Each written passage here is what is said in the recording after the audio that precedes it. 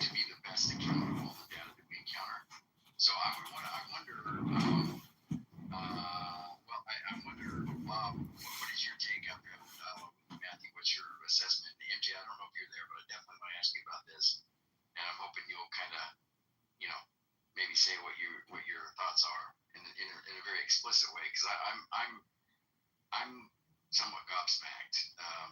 And Narja seems to sign off on this, and Zam has too. Father are same. At first came the word, first intellect. The word became flesh, Jesus. Sure, that to angels. This is your model. If anything, we've been influenced by. This definitely isn't. Well, that's fine, but I mean, this definitely is distinct from the model of traditional Christianity by far, right? Oh yeah. You don't like Neoplatonism, then you can just say I don't like it. Well, no. Well, it's not a matter of not liking it. I mean, not complete. You can say it's not. Yeah, I mean, it's certainly. I think it's just not getting all of the. There's a whole bunch of stuff that seems to be not even touching, and like it's. What? I don't. Well, just. I mean, when you talk about our moral experience, when you talk about these different desires and longings that people have, purpose, reality, like why is there anything here to begin with? All of this stuff, you could just try to I guess, paper over all of that and just say, like our purpose here would be in this world being its lowest dimension, not because it's imperfect, because it is a dual, because it shows distinction. And Father, or the essence of Father, Son, and the Holy Spirit, don't show distinction. They hold unity. So our entire purpose in this duality is to be unified. Is to get closer. Yeah, I think honestly, we got so far, we got so close. It was nice, Bob. Did you like it? What I would say is that, Andrew, all you need to do is just take the final step. Take the final step. Come home. Come home, brother. Come to Neoplatonism. Just realize he's already home. He wants the trinkets. He wants the bells. He wants the finery. I'm not even going to take the Trinity away from you. Keep the Trinity. Just say that the Son is eternally dependent on the Father, and the Holy Ghost is eternally dependent on the Father and the Son. It's right. Already. And then you're golden. What was the problem between Mother Teresa or somebody who might have gotten right now? What would be the difference between the two? It seems like the difference between the two is zilch.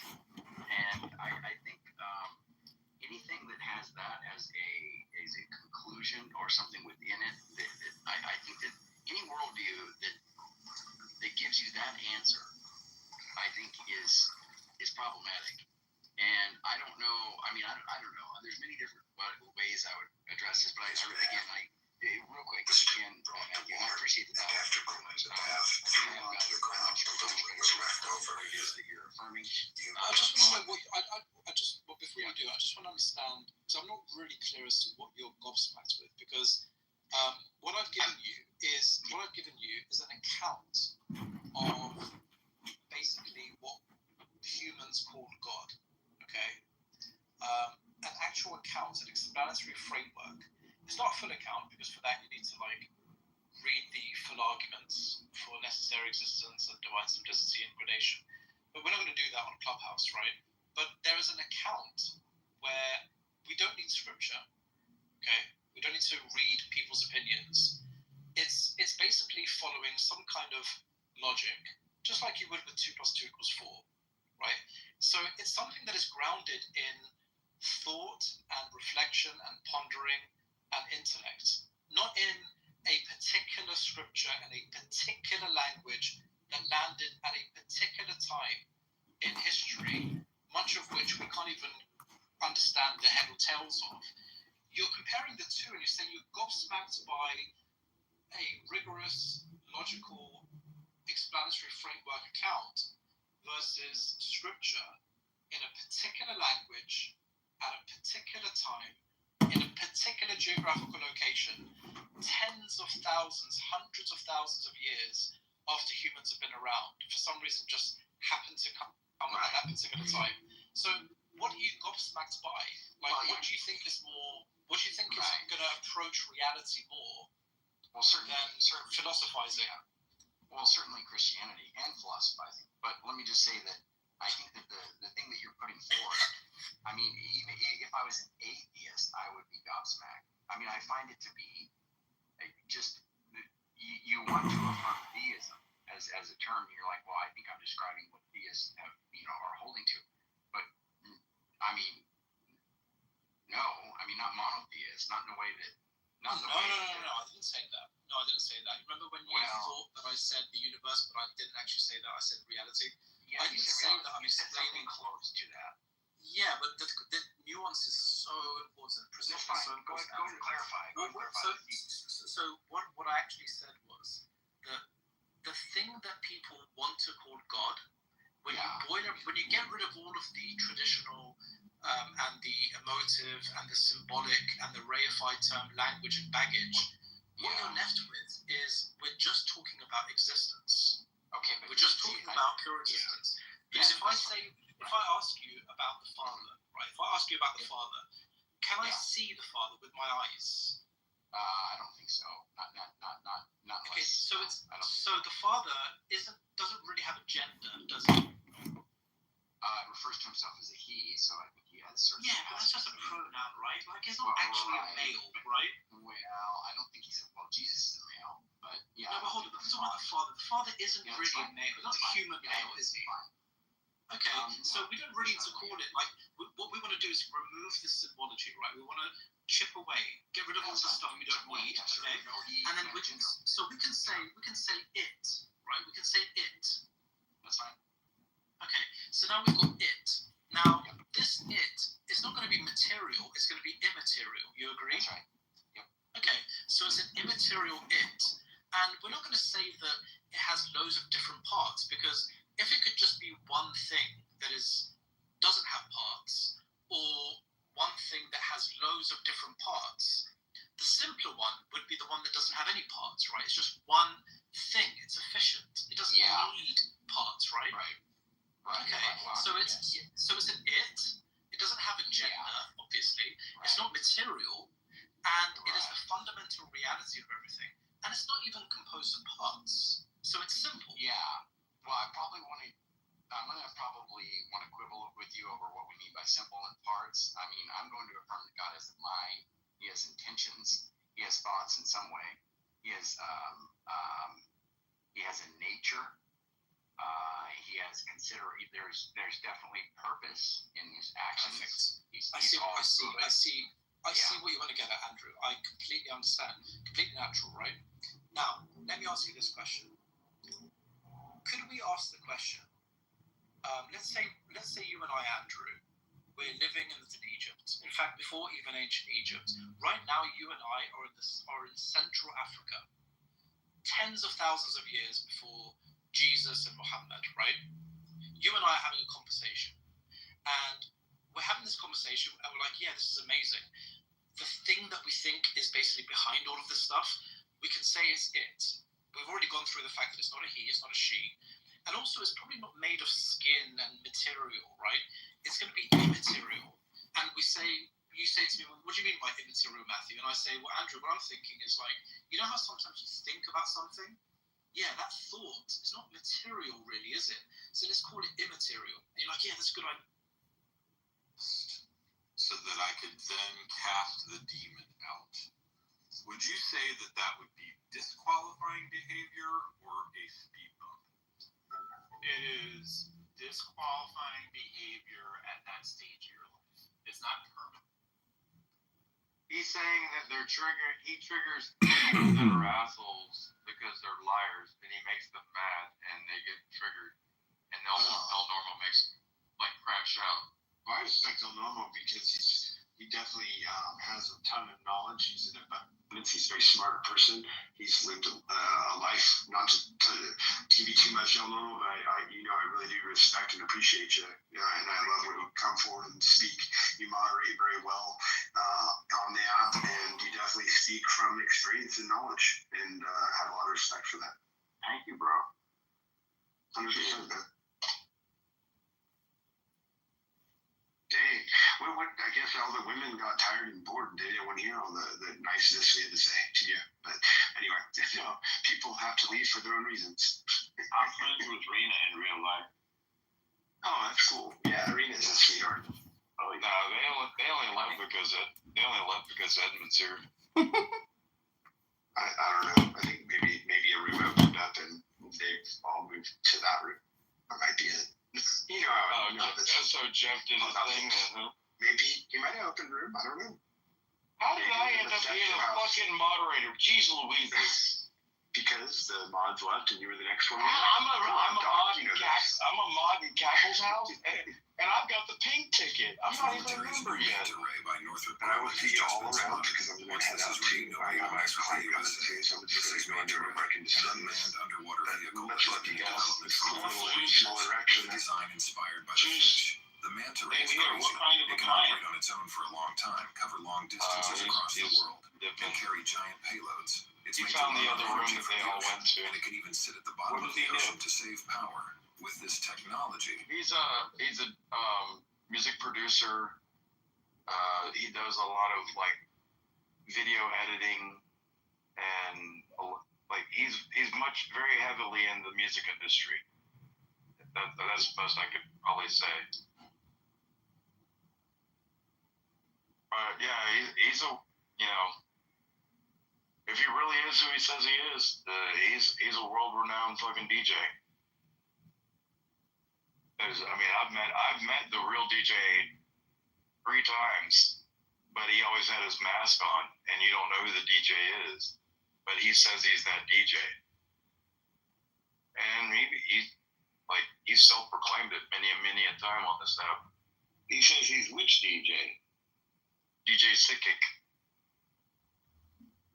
Electronic dance music? Yes, mashups and stuff. Yeah, SICK. I have a favorite one of those named Solomon, who I read an article about. I like him a lot. What was that? Saint Peter or Saint Paul? Which one was being solved? Oh no, Saul. Is the name of the DJ. Saul. No. Oh, I don't know. I was thinking of. Oh, my head went to the biblical. I've been watching a lot of documentaries on the differences between Kronos and Zeus and Greek and Roman mythologies. So my head's kind of stuck in that area right now. I hear you. Herschel I mean- Weintraub, Hollywood producer. He wrote Space Jam. It's so interesting to reading the Iliad or Broadly, there were these rural the Epic of families Gilgamesh. in their roles within the banking system and within the oil I love that. industry to a lesser. Excellent.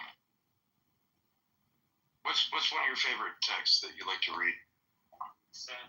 Reading a great Civil War Apparently, I've been novel living now under a called rock for the Killer past few Angel. years because there's a thing called a pedophilia. Is it Right. a fictitious Now, this flag doesn't come as a surprise to me at all or because true account? like every sports team, I believe it's an attempt to give a very real account. Like Dan Brown? Major League It Baseball, won a NBA. Pulitzer Prize. Combine that. Now let's go to the World Dan, Cup. is it like Dan Brown's version of symbolism of Christianity? I think it's better. All the countries. But it does the same kind of thing where it blends like a little bit of fiction with a little bit of truth. It's a novel. Okay, so it's fiction. Yeah. It's a Civil War novel, but, people like Marines are, at least they Well, were, required to read it. Oh really? I've never heard of this. It's called The Killer Angels. I strongly recommend it. It's really great. Just getting into it. I was reading it yesterday, on Memorial Day. It was done. I read some now. The Killer Angels. The author's name is Shara. Hold on.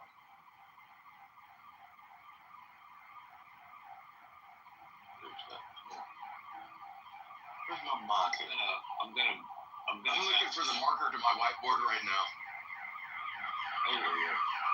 The Killer Angels by Shara. That's right. Dude, I still haven't found it. Oh, I found my seeds. Oh, cool. I need to go start. Deer horn.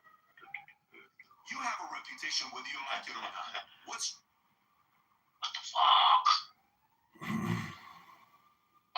to Sam Kinison over here. You know who Sam Kinison is?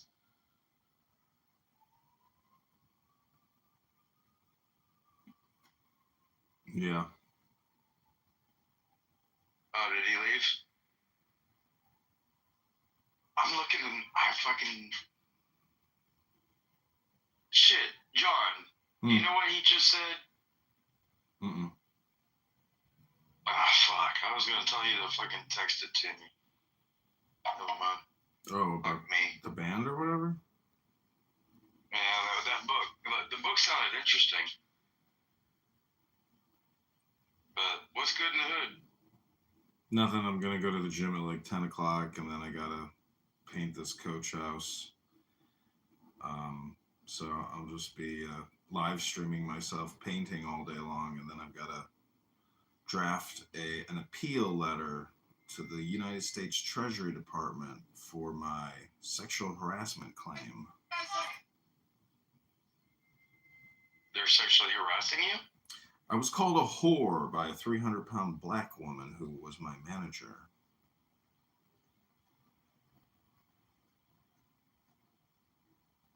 Well, damn. But at that time, I wasn't smart enough to say, "Are you sure you're not projecting, you fat, disgusting pig?"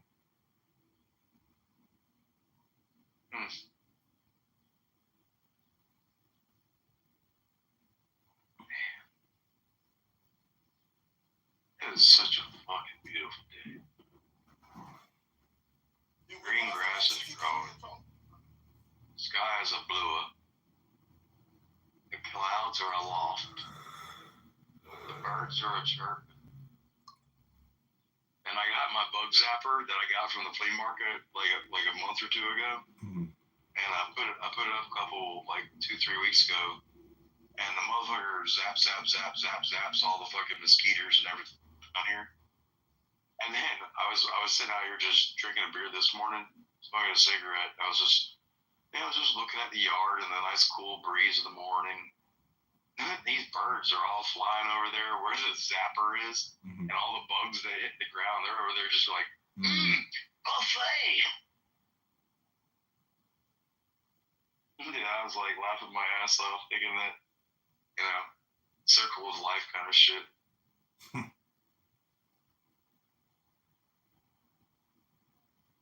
Doc's Place has got the smorgasbord going on. Apparently, it's a halal.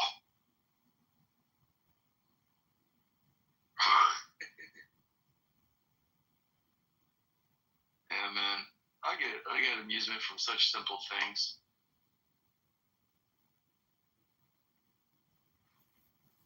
Watching something grow out of the ground. Watching a woodpecker knock a hole in a tree.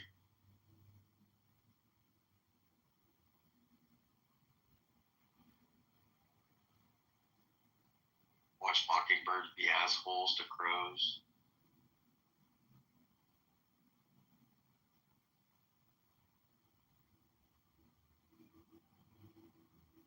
I'm gonna get a chainsaw way off in the background.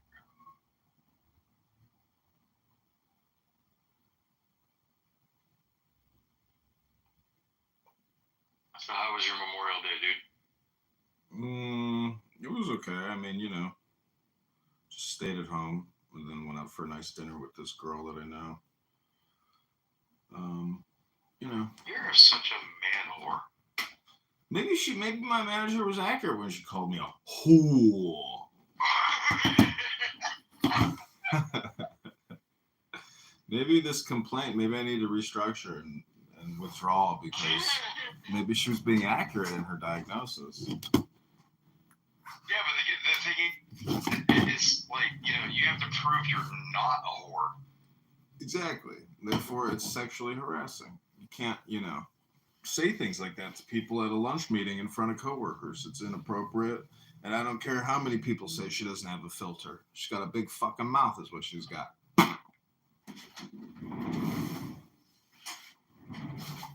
Oh. Shit. Dude. I see that. I like the way I grew up with, me being thrown into the family business of all the real estate closing shit. Mhm. And I had to do my chops, learning how to do all the county tax rolls, and then search OR books and pages under people's names, and then go to every official record book and page of everything that's ever been associated with that person's name through the registry. And this is before AI and all this bullshit. AI can do that nowadays. Everything's been digitized since fucking 2000. Mhm. We started scanning everything in right around 2000. I'm talking about everything. So AI will be able to look at it and understand what it is.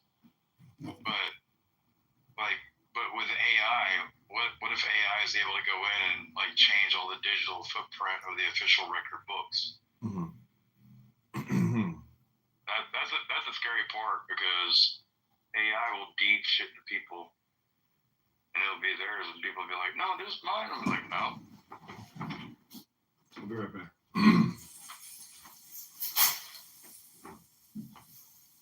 Man.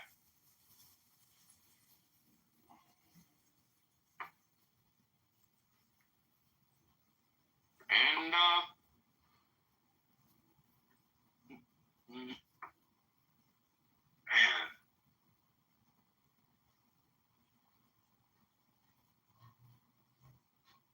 do I want to get that truck down? Take that bike apart?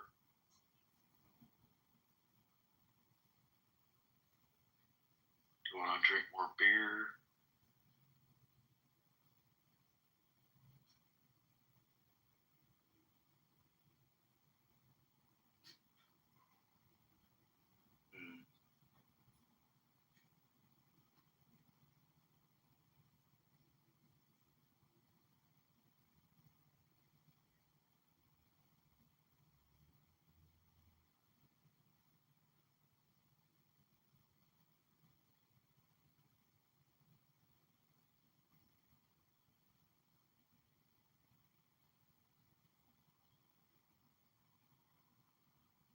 Thank you, God.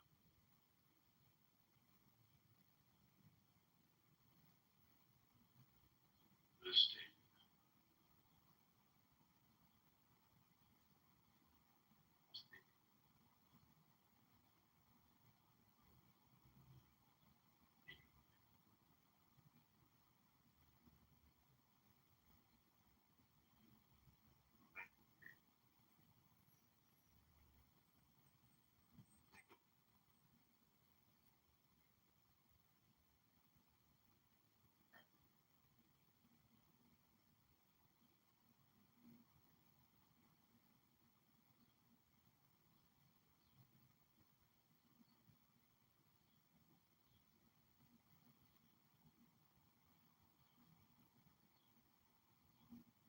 There will be time.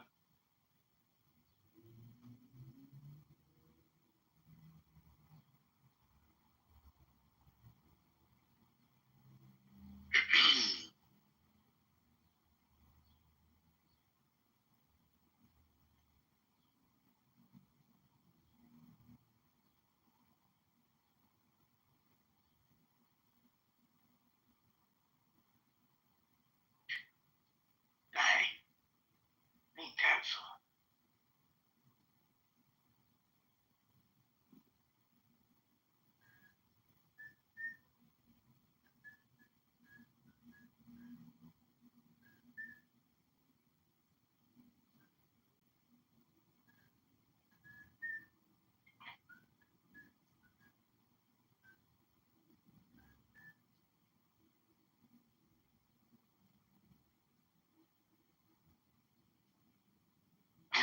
Oh, this interview? Oh, good God.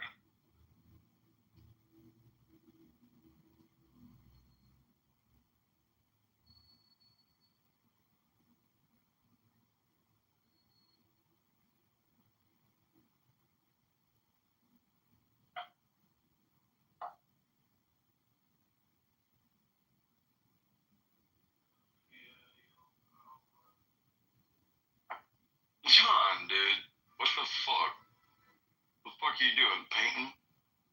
No, I'm on the toilet. Yeah. So that was a gasp for another push? You were like,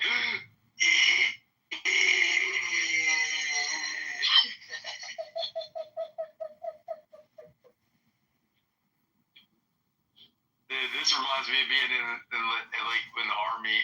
You had like the 12 like stalls side by side, and everybody was in there grunting like a motherfucker, maybe talking to each other. And then people start singing, and we all sing while we're all taking a shit. It's like it was crazy.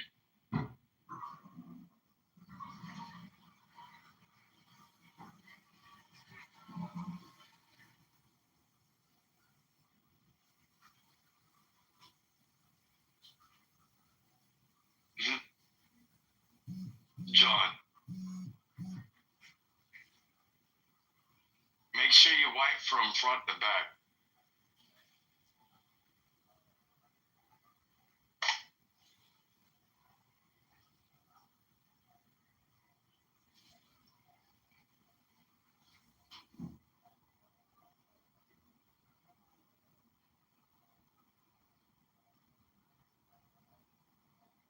Do you still have that balls out video up on your fucking shit?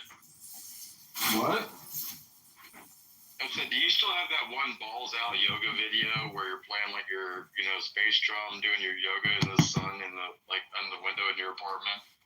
Yeah, I got like 100 And, videos like that. Dude, you were infamous for that fucking video.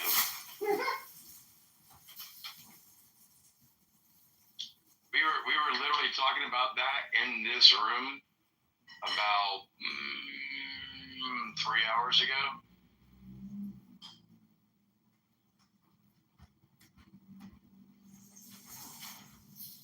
Oh man.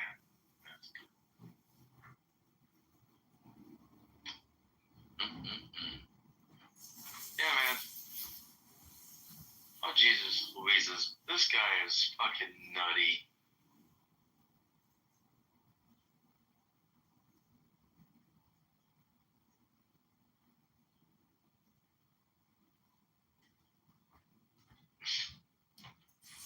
Let me tell you about my book.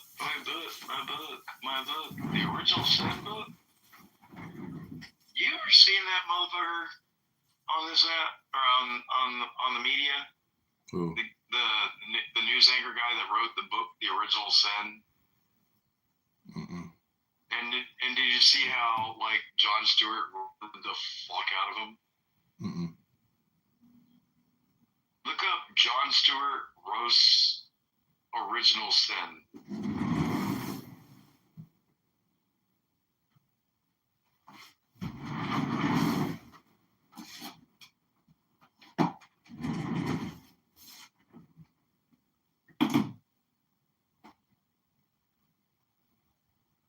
Yeah, I have to stop watching all this political shit. It's driving my brain buggy. You're spamming yourself. Well, I read in subtitles while I talk to you and talk to other people on this app.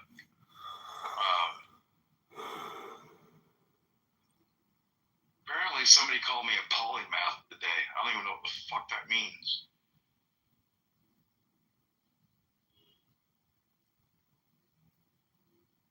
Apparently I need to look it up, but I can't find my fucking dry eraser or dry marker. Fuck me. Apparently I need to get another fucking mate in this motherfucker. This one's fucking me up. Israel Hamas war. Man, hey, did you see they slammed Gaza last night and killed 80 people at a school? Can you even believe the news? I just don't believe it. It's like so hard to believe anything. No.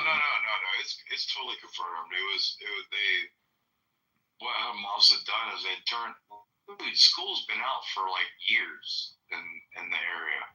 Like, you think kids are in the schools? Like, no.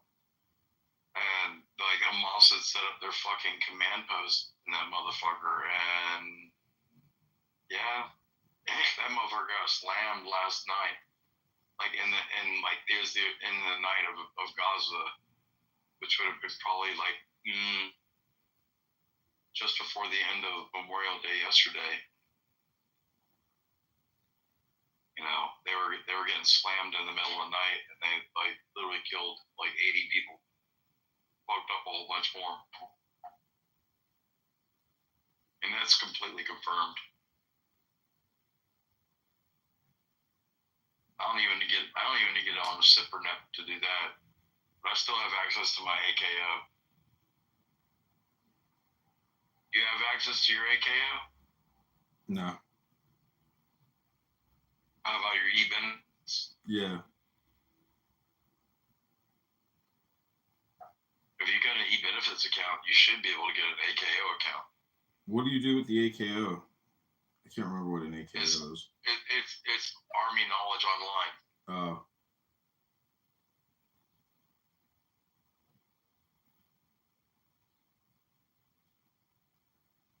But you'll get like news feeds that are the real news feeds off of like, you know, SIPRNet that have been declassified, so you have an understanding of what, you know, as a soldier, what you're potentially being exposed to, you know, currently.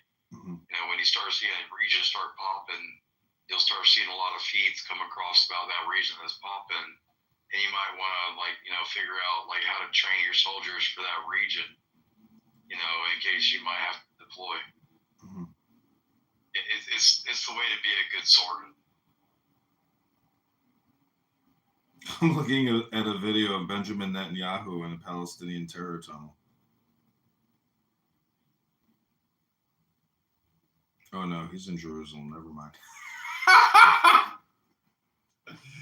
It looks like a terrorist tunnel, but it's actually like an excavation tunnel. What is it underneath, like, you know, the Temple Mount? Yeah. How many people watched that video and thought he made a fucking, you know, incursion into Gaza? No way. Too dangerous. Man.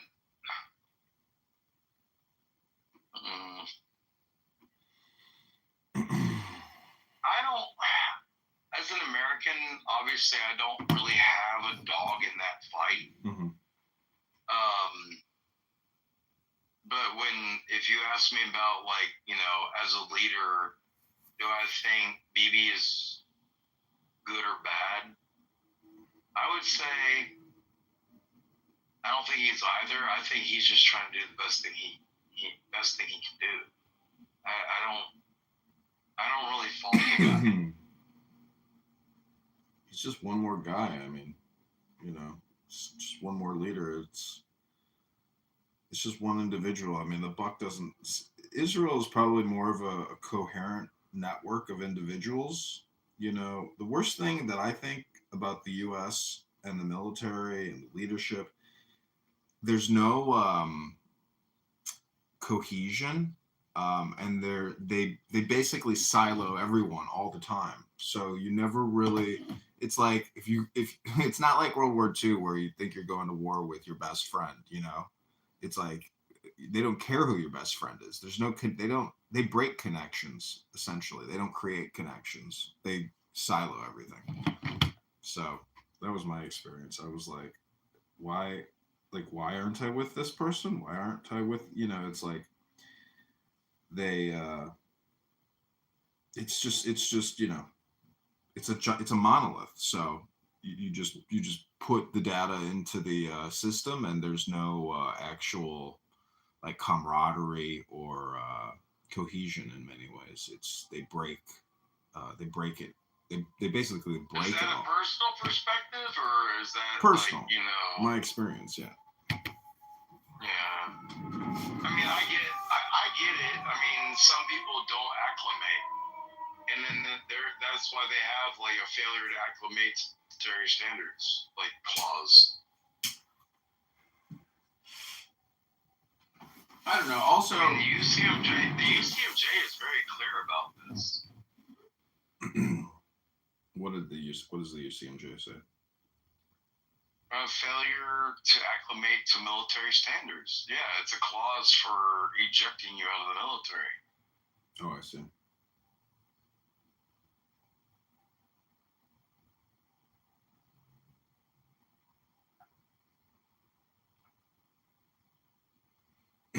Well, I mean, think about it like this: when the military became integrated, and that was before civil rights. The military did it first.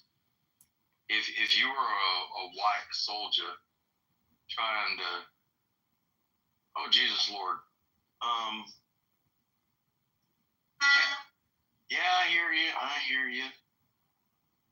I only got one. Damn it.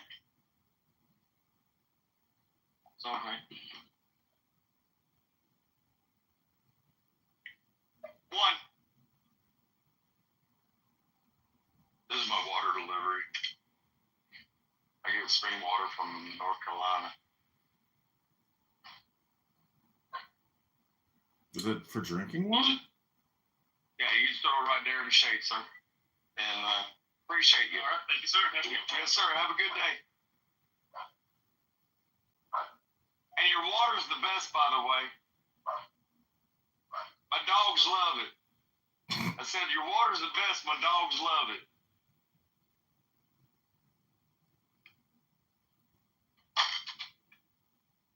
Yeah. No, I get 5-gallon jugs delivered. I'm too lazy to go to the store and pick them up. Well, because I rent, you know, one of those office water machines. I rent the water machine for like $6.80 a month, and then because I have that, they'll deliver water to my house, and I'm only paying like $10 for spring water from North Carolina. It ain't distilled water. It ain't no, spring water from like Florida. I mean, like Zephyr Hills, Piscini bullshit. Actually, really, really fucking good water. I pride myself on the fact that I drink really fucking good water and really good beer.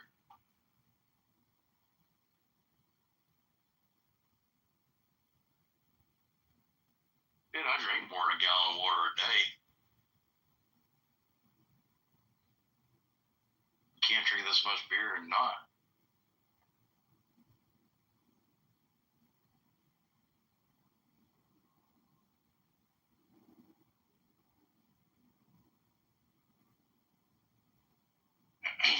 What's up, Ben? I think the room's open for anybody to come up. Ben doesn't ever say anything. Ben just listens. He uses me as his radio station. Well, you are quite entertaining.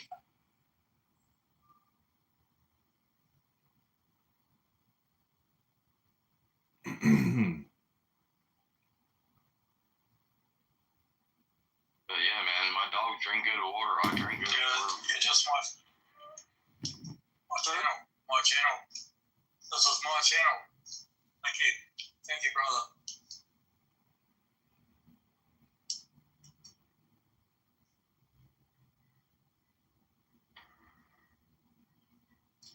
Is this Elmo? Kids Son of Hard Entertainment. Elmo. Yeah, you sound like Elmo. The Tao that can be told is not the eternal Tao. The name that can be named is not the eternal name. The nameless is the beginning of heaven and earth. The named is the mother of 10,000 things. Ever desireless, one can see the mystery. Ever desiring, one sees the manifestations. These two spring from the same source, but differ in name. This appears as darkness. Darkness within darkness. The gate to all mystery. Under heaven, all can see beauty as beauty only because there is ugliness. All can know good as good only because there is evil. Therefore, having and not having arise together. Difficult and easy complement each other. My social calendar forced me to rely on takeout. Factor helps me take control over what I'm eating and spending on take. The way the world is going, today's sponsor, Bula, to support them, brought to you by Skip. 20% off your food. So he's free to call. Appreciate it. Oh, I appreciate you having me. And Excited. they told me, not that they ever tell me much, and I like it that way, but that you don't drink. So No, but I'll have a shot or two with you. I can't tell you. I'm not. I can't tell you how often this happens. I said it last week, I think. Like, somebody was here, and it's like, the handlers are always like, well, he's recovering, and he doesn't want to be around smoke, and he doesn't drink, and then they're like, hey, bro, why aren't you passing me your winter? Can I have a drink? Or, Yeah, I'm not like. I just don't really drink because it doesn't. it's smart. It's the worst thing for you. I'm kind of health terrified. What does that mean? I try to, every day I have a pretty intense schedule. I do a morning show. Yeah. And I skate. And I'm filming skating with my crew. Yeah. And so I'm trying to make sure that every day I'm going to be at 100%. So You're like Brian Johnson without a perfect penis. Oh, all right. You know who he is? Are you referring to the guy who did steroids, or the guy who's doing the weird medical treatments to? The guy who wants to live forever. Yeah. Yeah. Well, you know about Liver King too, right? But who? Liver King. I've heard that. Who is that? What is Just that? super ripped guy, and his Liver name is King. also. I think his name is Brian Johnson as well. Whoa. Yeah. Maybe that's the secret. Doing steroids. But what does the Liver King do? He does something with his liver, make him live forever? Eats it. He eats liver. I think that's what his thing was. I didn't really follow him. Not his own, you're saying? No. Oh.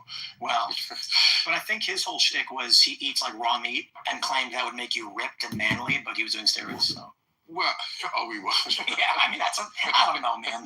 Well, that'll make you ripped and not manly because it makes your arms bigger and shrinks your balls. So I hear. I mean, like, I never understood that kind of a trade-off.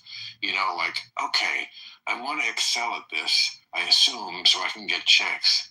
But then when I get them, my dick, I've got a mushroom dick, Yeah. And that, There's so much weird stuff now. Like, I've had guys talking about, like, peptide things they take and HGH. I'm just like, I don't know, man. I'll get old. That's what I'll do. I agree. Yeah.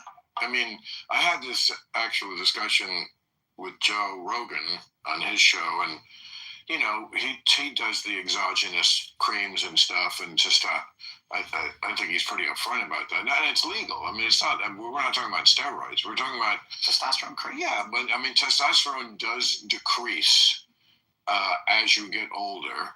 That's a fact, and of course that makes you, especially if you're a male, only if you're a male, I guess, with testosterone, less healthy. Just ask Joe Biden. Oh no, too soon. Sorry, we wish you well, Joe. So I said, yeah, that stuff is scary to me because anything you do that the body isn't doing naturally always has the possibility of some bad repercussions. Yeah. And like, if you had like cancer cells in your body, and we all have some, sometimes you do something to make you healthier and it'll soups up the thing that's not healthy. And he had a good answer though. I said, I'm afraid that this will make me unhealthy. And he said something like, well, I do it because I'm afraid to be unhealthy, which is, I understand what he's saying. Without the proper amount of testosterone, your health does suffer. Yeah. So he's putting it back in. We don't know. That's the thing about medicine. We don't know. I think it's also bad for your heart, though, isn't it? Testosterone. I'm sure it's bad for a lot of things. Yeah. Look, if it's bad for your balls, it's got to be bad throughout those. I mean, I just go by that test, wouldn't you? I mean, it's just I feel like sometimes the people who know the most have the least common sense. Perhaps. I mean, yeah. One thing that I've been dying to tell you, given the chance, is, I do this talk show, I do this news show 20 years ago. I know. Well, it's your fault. 20 years ago, every Friday, me and my friends are hanging out at, shout out to Roger and my boy Brandon, who works with me now. Where is this? Chicago. Wow. And they were stoned off their asses, passing the joint, blowing pot smoke into an iguana's face while we watched Real Time with Bill Maher. No. And I was 18 or 19 years old, and that's what we did every That's Friday. so cool. Watching your show. I love it that they were blowing the pot smoke. And the iguana loved it. Who did? The iguana. It loved getting stoned. Oh, a real iguana. Literally, there was an iguana, and then one day, I guess the iguana got out and started eating their pot. So it was like, this is not a good thing, but also kind of funny. Animals do. I mean, I remember with my dogs, not that I would do it on purpose. But, you know, I would not blow smoke in their face. I'm a PETA board member, for Christ's sake. But like if I was smoking and not thinking about it, and the dog was sitting next to me, I would see him like trying to like bite the air. So that told me something about pot. Unlike testosterone, I used the common sense yardstick, and it told me that pot is not bad for you if the dog is trying to eat it out of the air. Did you mix your tequila? I don't want to. Yes. I think you said shot. Did you want it? Oh, I'll just sip a little bit and then wash it. Okay. Oh, that's good.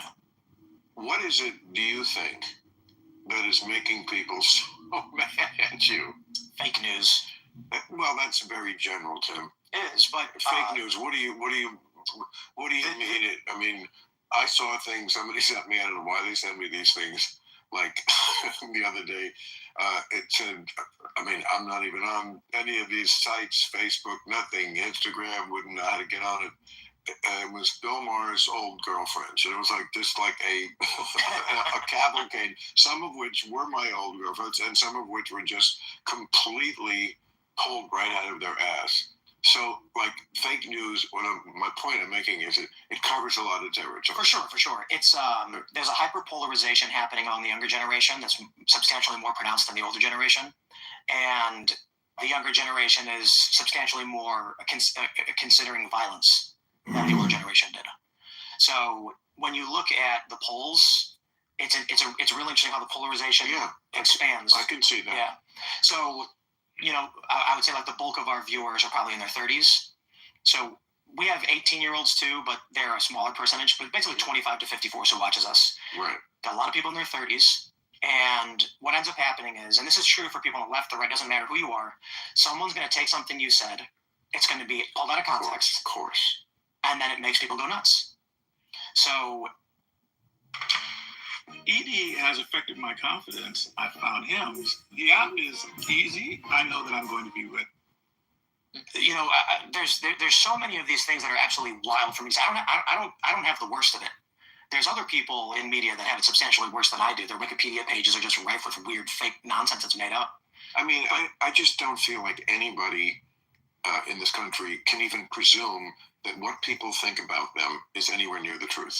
And if you do think that, you're very naive, and people are just going to want to believe. Somebody told me just the other day that, speaking of girlfriends, this one is funny. This one wasn't in that list, but they could have put it there. But they were out to dinner with a few people, and this person said that I used to date Ann Coulter.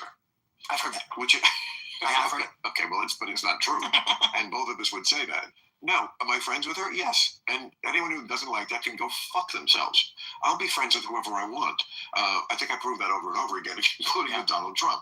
You know, I believe in talking to people. But it's not like I've ever, to either one of them, given an inch on what my beliefs are. It's not like I'm taking it. I just think we need to talk to each other. And anyone who doesn't want to, you know, this idea that the image that people have of you is anywhere near what you really are. Yes, that got way worse in the internet age, but I think it was almost always thus. Absolutely. It goes both ways too. My fans think they know me based on seeing my face for, you know, well, to be honest, I do like 5 hours of recording a day. But those that watch, they watch several hours a day, and they think this shows them everything about me. Right. And to be honest, the people who watch me are much better informed as to who I am than the people who don't. But they still have this, probably, you know, rose-colored glasses view of who I am and what I represent and stuff. So better. You say rose-colored. Yeah, they're fans. And so they... But sometimes fans, I mean, about a month ago, during my monologue, this had never happened in over 600 tapings in real time, but during my monologue, I see a guy in the audience with his phone out taking a picture of me. And I stopped the monologue. I mean, I walked over. I was like, what the fuck are you doing? You're taking pictures here. And then, you know, the audience laughed, and I said, it's so disappointing when even your own fans are assholes. You know, because like it takes a lot to get tickets to real time. People write in, and I mean, I was a fan, and it's just, but like people can be assholes even your own. You can't ever be so purist as to think, well, you know, the good people. I mean, that's one of our big problems, I think, politically, is like this idea that we're the good people. We know we know what's good, and anyone who doesn't agree with that, well, they're an existential threat to America, and that happens on both sides. I agree, but you know, it is a weird position for me to be in. I was talking to some friends before the show, and I was saying, like, I think that if you and I discussed policy solutions for the country, I'd probably be to the left of you. But in some ways, yeah. Probably most you like ways. Bernie. I did. I like Bernie, but I don't want socialism in America. You know, more than what we have. We already have plenty. But the issue is today, I feel like what defines someone politically is not it's not the policies they want, but it's what they believe to be true. Correct. Exactly. Yeah, Matt Taibbi writes about this. I'm a big fan. He's amazing. Yeah, and they call him far right. I sure don't agree with everything he says. I mean, I think he's wrong about Russiagate and a lot of other stuff. But first of all, he's just funny. He can say things that make me LOL. I cannot say that about many writers. Just the choice, like description of something in one or two words is just very often just priceless. What were we talking about? Why did I bring up Matt Taibbi? What did he say? What makes someone liberal conservative? Oh yes, he writes so well about this and about how the modus operandi of news organizations used to be informing the public, and then it became audience stroking. How can we interpret this thing that just happened in such a way that our audience will give us likes? I like that. I like you said it that way. I like your point of view because that's what I already think, and I hate them, and so I like. He's right. He's right. Yeah. No, it's just. I worked for ABC. Started ABC Univision did a joint venture in 2014 called Fusion, and I was at Vice, and I moved over there, and then they told me that the new trend was going to be called mission-driven storytelling. And I said, what does that mean? And they said, there's no such thing as objectivity. Everyone is subjective. So we're going to tell the stories that our audience wants to hear. I had a meeting with the president, and he was talking to me about this, and I said, does that mean if there is a news story that is true and important, we would choose not to report it because it might upset our audience? And he said, yeah, I think that's fair. The company went bankrupt. They fired everybody. But this wasn't unique to them. They were chasing the trend. One of the marketing guys told me explicitly, we want to maximize shares because we have to maximize views. We have to maximize views because we've already sold a set amount to the advertisers. One company bought 500,000 views from us. We don't complete that contract until those views are delivered. How do we deliver them? Angry moms. Middle-aged women who are angry share more than anyone else. So we're going to write stories that do that. That's actually what he told me. So it was social justice. It was racism. I just pictured my writers all guffawing just because, you know, I'm always I've had like a writer's room since 1993, politically incorrect. Yeah. That show went on there. So I was a little kid. Yeah, I'm sure. And it's, you know, the joy of my life, one of the great joys is having a writer's room. I've said this before, but like Paul McCartney once said, I'd rather have a band than a Rolls Royce. And I'd rather have a writer's room. But a writer's room has always been me, the bachelor, and then like 10 guys who were married and are always making, like, just in the room, this is not going to be on the show, but like always just making jokes about marriage. And how they don't get laid and they don't get blown. You know, it's like it just never. Telling you don't get married. Well, it's everybody does it. I watch TMZ every night. The guys, the people in the the gallery that Harvey talks to, it's the same thing. They're just endless jokes that are made about how much marriage sucks. But if you say a bad word against it, like, you're the crazy one. You're a newlywed, right? I am, yeah. But you know, I think awkward. No, but I agree. I think, you know, I'm 39 and I just had my first job. And it's amazing. And I just got married. And I do think for the millennial generation, largely, every TV show, we didn't have these wholesome family shows. Everything was like Marriage is Scary and Bad and mocking marriage. So which ones? Like, Married with Children. Yeah, I was on it. Oh, wow. I was a guest star. I played a game show host on Married with Children. I mean, you can look it up on YouTube. I'll take a look. You should. It's pretty funny. But I understand that there were those moments where they loved each other. But it very much was this slog of like, oh, no, I'm married. It's bad. Oh, geez. So what do you think happens when these millennials grow up and they get these red pill dating guys saying everything they grew up hearing is true, but not comedy, serious, and then they end up believing it? Okay, but Tim, the reason why those jokes work is because that's how people do feel about marriage. Yeah. You know, you're a newlywed is what you are. You know, we've known each other for almost 20 years. 20 years? Yeah. So you married your high school sweetheart? I guess. Technically, we that's like something Dick Cheney does. I have pure luck. I am lucky. I'm lucky, which I don't look at. Just look at me. I mean, we're both from Chicago. We both like the same music. We have very similar views. We're both lapsed Catholics, and it's like, you know, I got lucky, and I know. Well, I'm a lapsed Catholic. We can have a throuple. Last warning, if you did not claim your funeral benefit, pay close attention. Pass. No, I'm lucky, and you know, it's weird how I see all these stories and people talk about marriage, and I'm like, it sounds like you got married to somebody you don't really know. Because Allison and I know each other very well, and we get along very well, and we're both very rational, reasonable people. That's a great thing to find in a woman. I know. And I don't mean that. I'm not saying women are crazy. They're not. Men are also, let's put it this way, we're both crazy. Yeah. And it's not like men aren't emotional and blah, blah, blah. But I don't really care about that aspect in men because I don't date men.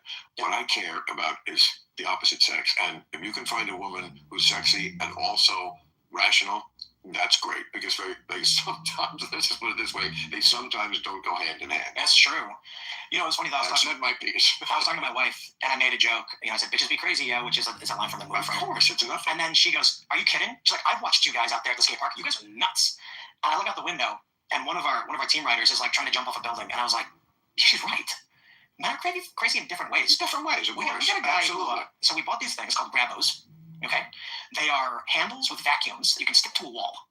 And I bought them because they were funny. Handles with vacuums. Okay, so it's this oval, and it's got a handle in it. You take it, you press a button, put it on the wall. And it's like what Tom Cruise uses to climb down a 130-story building, right, doing his own stunt in Mission Impossible. And right. And they say Scientology doesn't make it crazy. Well, so one of our skateboarder team riders, Mike Noggle, decided he was going to jump up on his board against the wall, grab them, and then flip himself upside down. And then he fell on his head, and he had to go to the hospital. And so I said, you know, my wife is right. Men are crazy in different ways. Yeah. Again, no doubt about that. It just doesn't matter to me because I don't have relationships with men that involve, you know, once in a while there have been guys I like and I'm not going to mention everybody specifically, but they will get a little girl-like, and I will have to say to them, bro, I don't have this kind of shit with women. You think I'm going to have it with you? Like, I'll call you back when I'll call you back. Okay? No nagging. If I want to be nagged, I'd have gotten married. Again, I wouldn't do this for a woman. So just don't be so clingy. You know, the way the world is going, everybody could use therapy, but mental health professional, rule of matches you until you heard about them. Take off your shoes. You can have an invisible belt lip. Get your hands free. Find them in shoe stores. I said, how's your wife like West Virginia? I think she likes it. You know, I think like Green Acres. She wishes, she wants to be in Montana. Wow. Yeah. And Montana? Anywhere. She actually probably Wyoming, and she loves skiing, and I would love to go there as well. In fact, we looked there before coming to Western Maryland, but it's impractical to try and do an in-person news show from Wyoming or Montana. So why is it any more impractical than West Virginia? Because we're an hour from DC. So you land at Dulles, and you're an hour and a half, and you're in the studio ready to go. Right. Yep, I look at Maine too. You know, because we were like far away, middle of nowhere, right, safer, more secure, and we need the internet. So East Coast is best. Half the country lives on the East Coast. Right. So if we could, we would have done Wyoming, and then and skiing and farming and whatnot.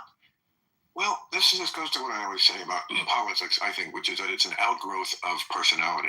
Obviously, your personality is you want to be remote. You're not a city guy, even though you're from Chicago.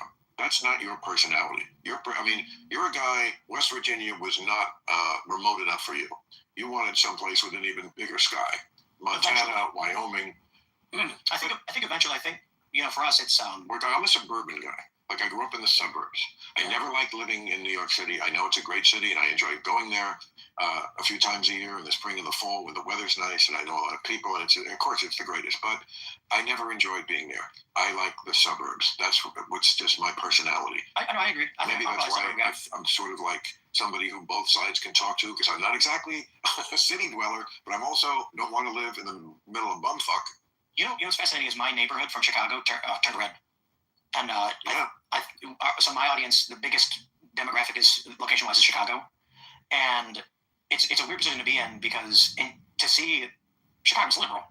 My neighborhood was by the Midway Airport, and it's a lot of firefighters and cops. Yeah. And it's largely like Polish immigrant and then like white working class and Hispanic, and it flipped for Trump in Chicago, and I think some parts of the Bronx too. Oh wow. I think my politics are like if you're I'm like a Chicago liberal, but the way things have gone, especially with like the woke stuff, is where I end up in this position, and so is my neighborhood. I think it's interesting to see my neighborhood reflective of my politics and vice versa. I think the phrase I was using last year was aggressively non-common sense or uncommonsensical. And it's like I accent aggressively. I don't think the woke people who have the vast amount of energy really in the Democratic Party understand why the people vote against them. And it's like, because if you add up like how many people are really affected by some of the aggressively uncommon sense things, it's probably not that many. You had a great bit on that. Yeah. Why are you pandering to 400 people? Of course. Okay. But when you add up these things and, men competing in women's sports and like just too much indoctrination of children with sexual ideas that they're too young to understand. Like when you add up all these things that get in the media a lot, it paints a picture, not a wrong picture, in the mind of the average voter that, yeah, maybe policy-wise I would do better under the Democrats or Bernie Sanders. But these other people just seem fucking crazy. They seem like committed to just going to absurd lengths just for shits and giggles, just for the fuck of it. Just this bizarre attachment to things that are just ridiculous. I think it's to hate the other side. It is. Yeah. And that's certainly what the other side does. They call it making you cry your liberal tears. Right. The entire policy, well, not always. Now, there are some things that have different motivations. I know you're involved with the tariff debate. Oh, yeah. Because, that works both ways. Sometimes free trade does hurt people. Yeah. And that's why there are tariffs. Trump is not the first person to advocate tariffs. He's just the first person to do it in this kind of crazy haphazard way. Right. I agree. I think that, when he announced selective tariffs, I was like, all right, let's go. Then when he announced universal tariffs, I was like, I don't know if that makes sense. What is he doing? And but I'm not in. I'm never meal prepping as an empty nester again. Factor showed me how delicious and easy dinner can be. I've been making dinners for a lifetime. It's so much work. With the kids out of the house, all that effort seemed silly for two people. Then I found Factor. These chef-made meals come to the house, so all we gotta do is heat them up. Takes 2 minutes. We love picking our weekly meals. I'm trying different proteins, and my partner's happy as long as it's low calorie. Knowing everything's pre-portioned makes us feel like we're on track with our wellness. Don't wait like I did. Give Factor a go.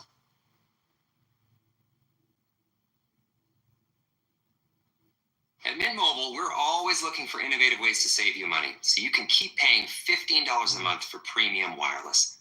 That's why instead of hiring an expensive director for this commercial, we found someone willing to work for candy and approval. Hey, sweetie, Daddy's face is up here. Okay, there you go. All right, admit, no, too high, honey. There you go. Hey, huh? Nap time. So embarrassing. Sorry, guys, this one's on me.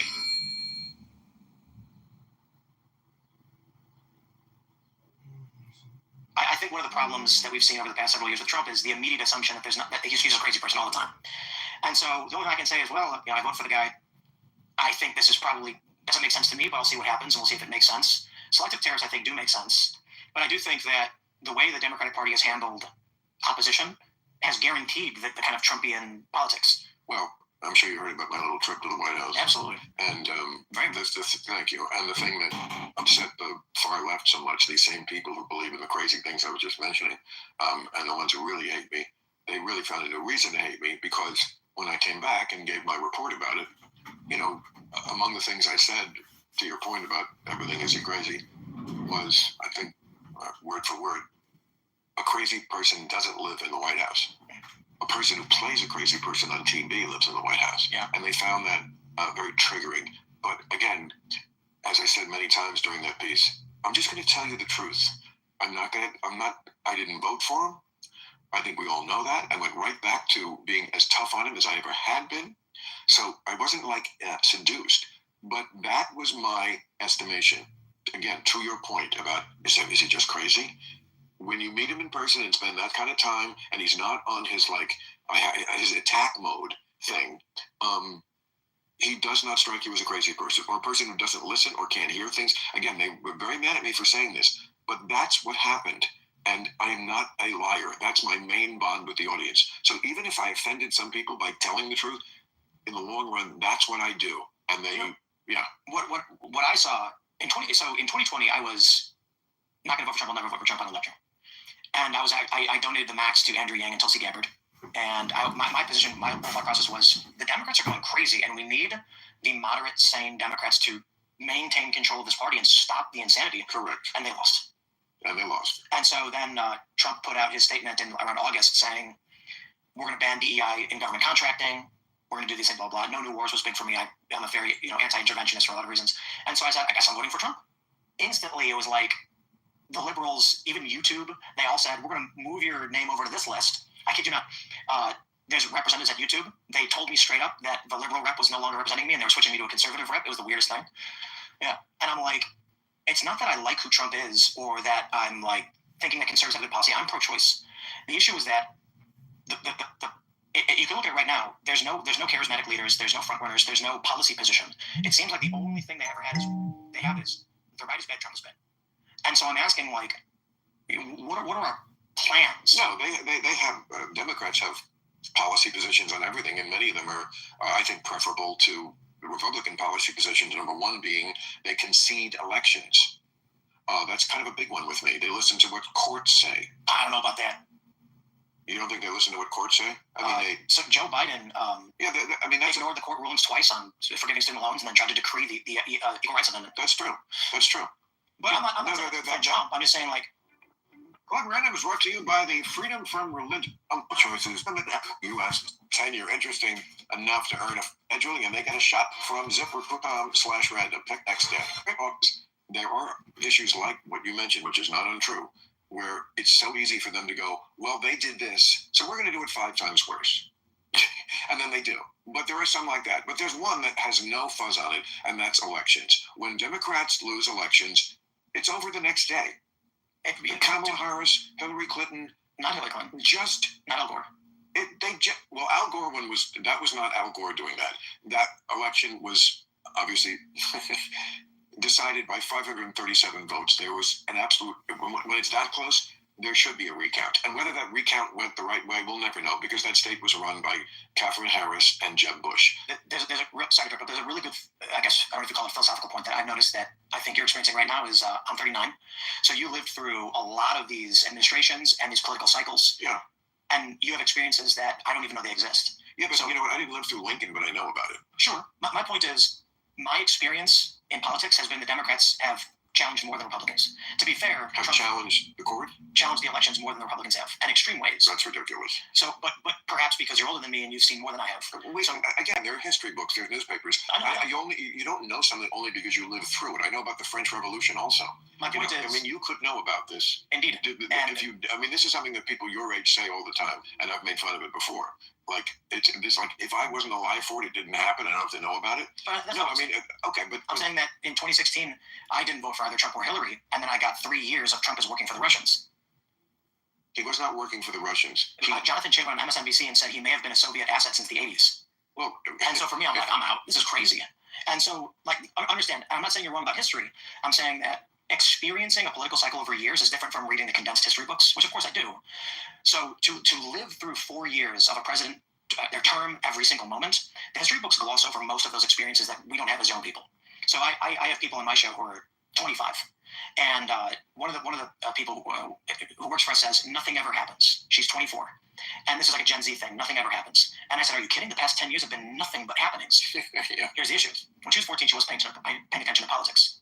When she was around 20 years old and started, this was the natural state of politics in her experience. So this is basic. This is normal. And for me, it's crazy. And I think for you, it's crazy. But they grew up in this and they've normalized it. So my view is this. Not to say that you're wrong, obviously. My point is, when I watch the Democrats accuse Trump and Manafort and Carter Page and all of these things, especially when they fabricated evidence against Carter Page, I'm just like, wow, I can't believe the Democrats are going to this length to deny an election. You're watching a little too much Fox News or somebody who's slanting this a certain way. I mean, Paul Manafort was sharing polling information with the GRU. Is your boyfriend struggling with ED? Let me tell you my boyfriend's secret. It's hard mints by hymns. Agent. Do you know how they found out about that?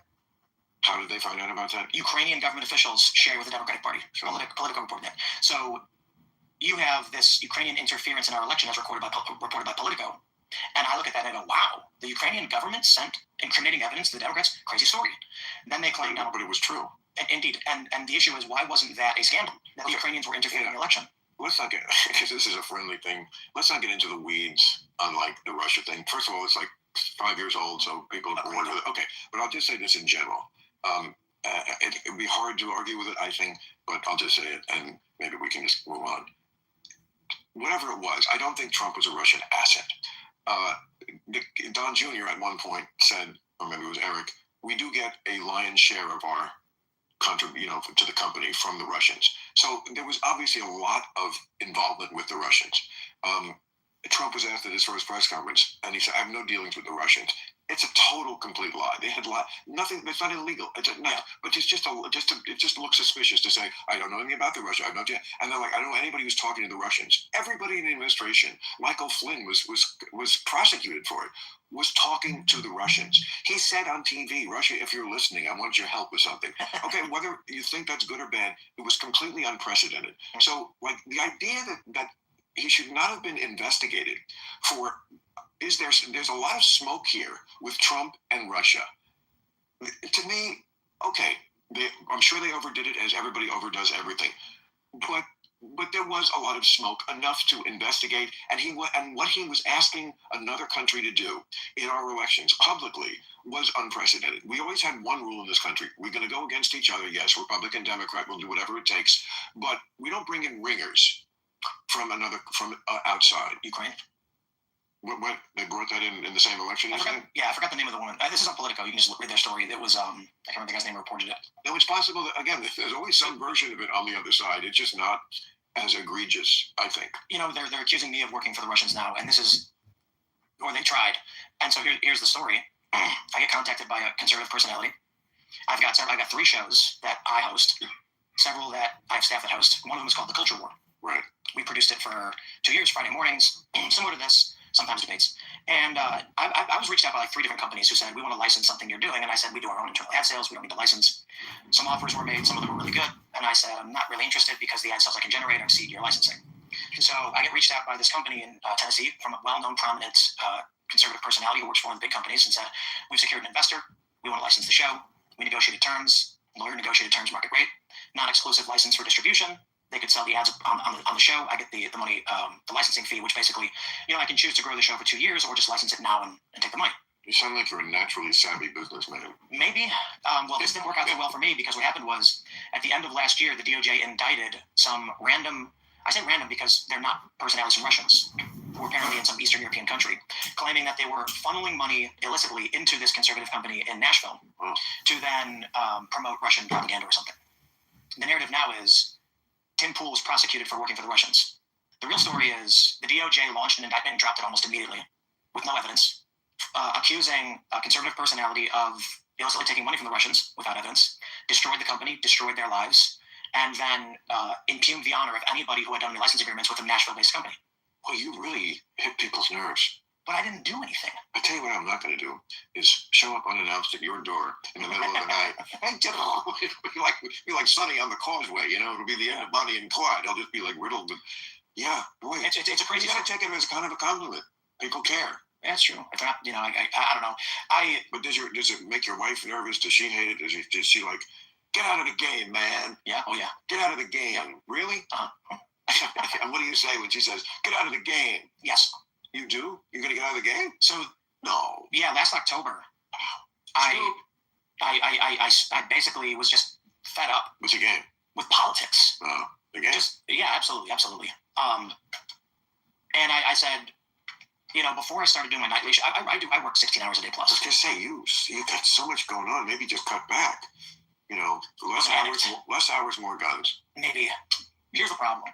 And I know that you can relate to this. I've got employees, I got staff. Do you know you can have a harpoon legally in some states in this country? I like that. In case you're attacked by a whale. But if I stop, then I gotta fire everybody.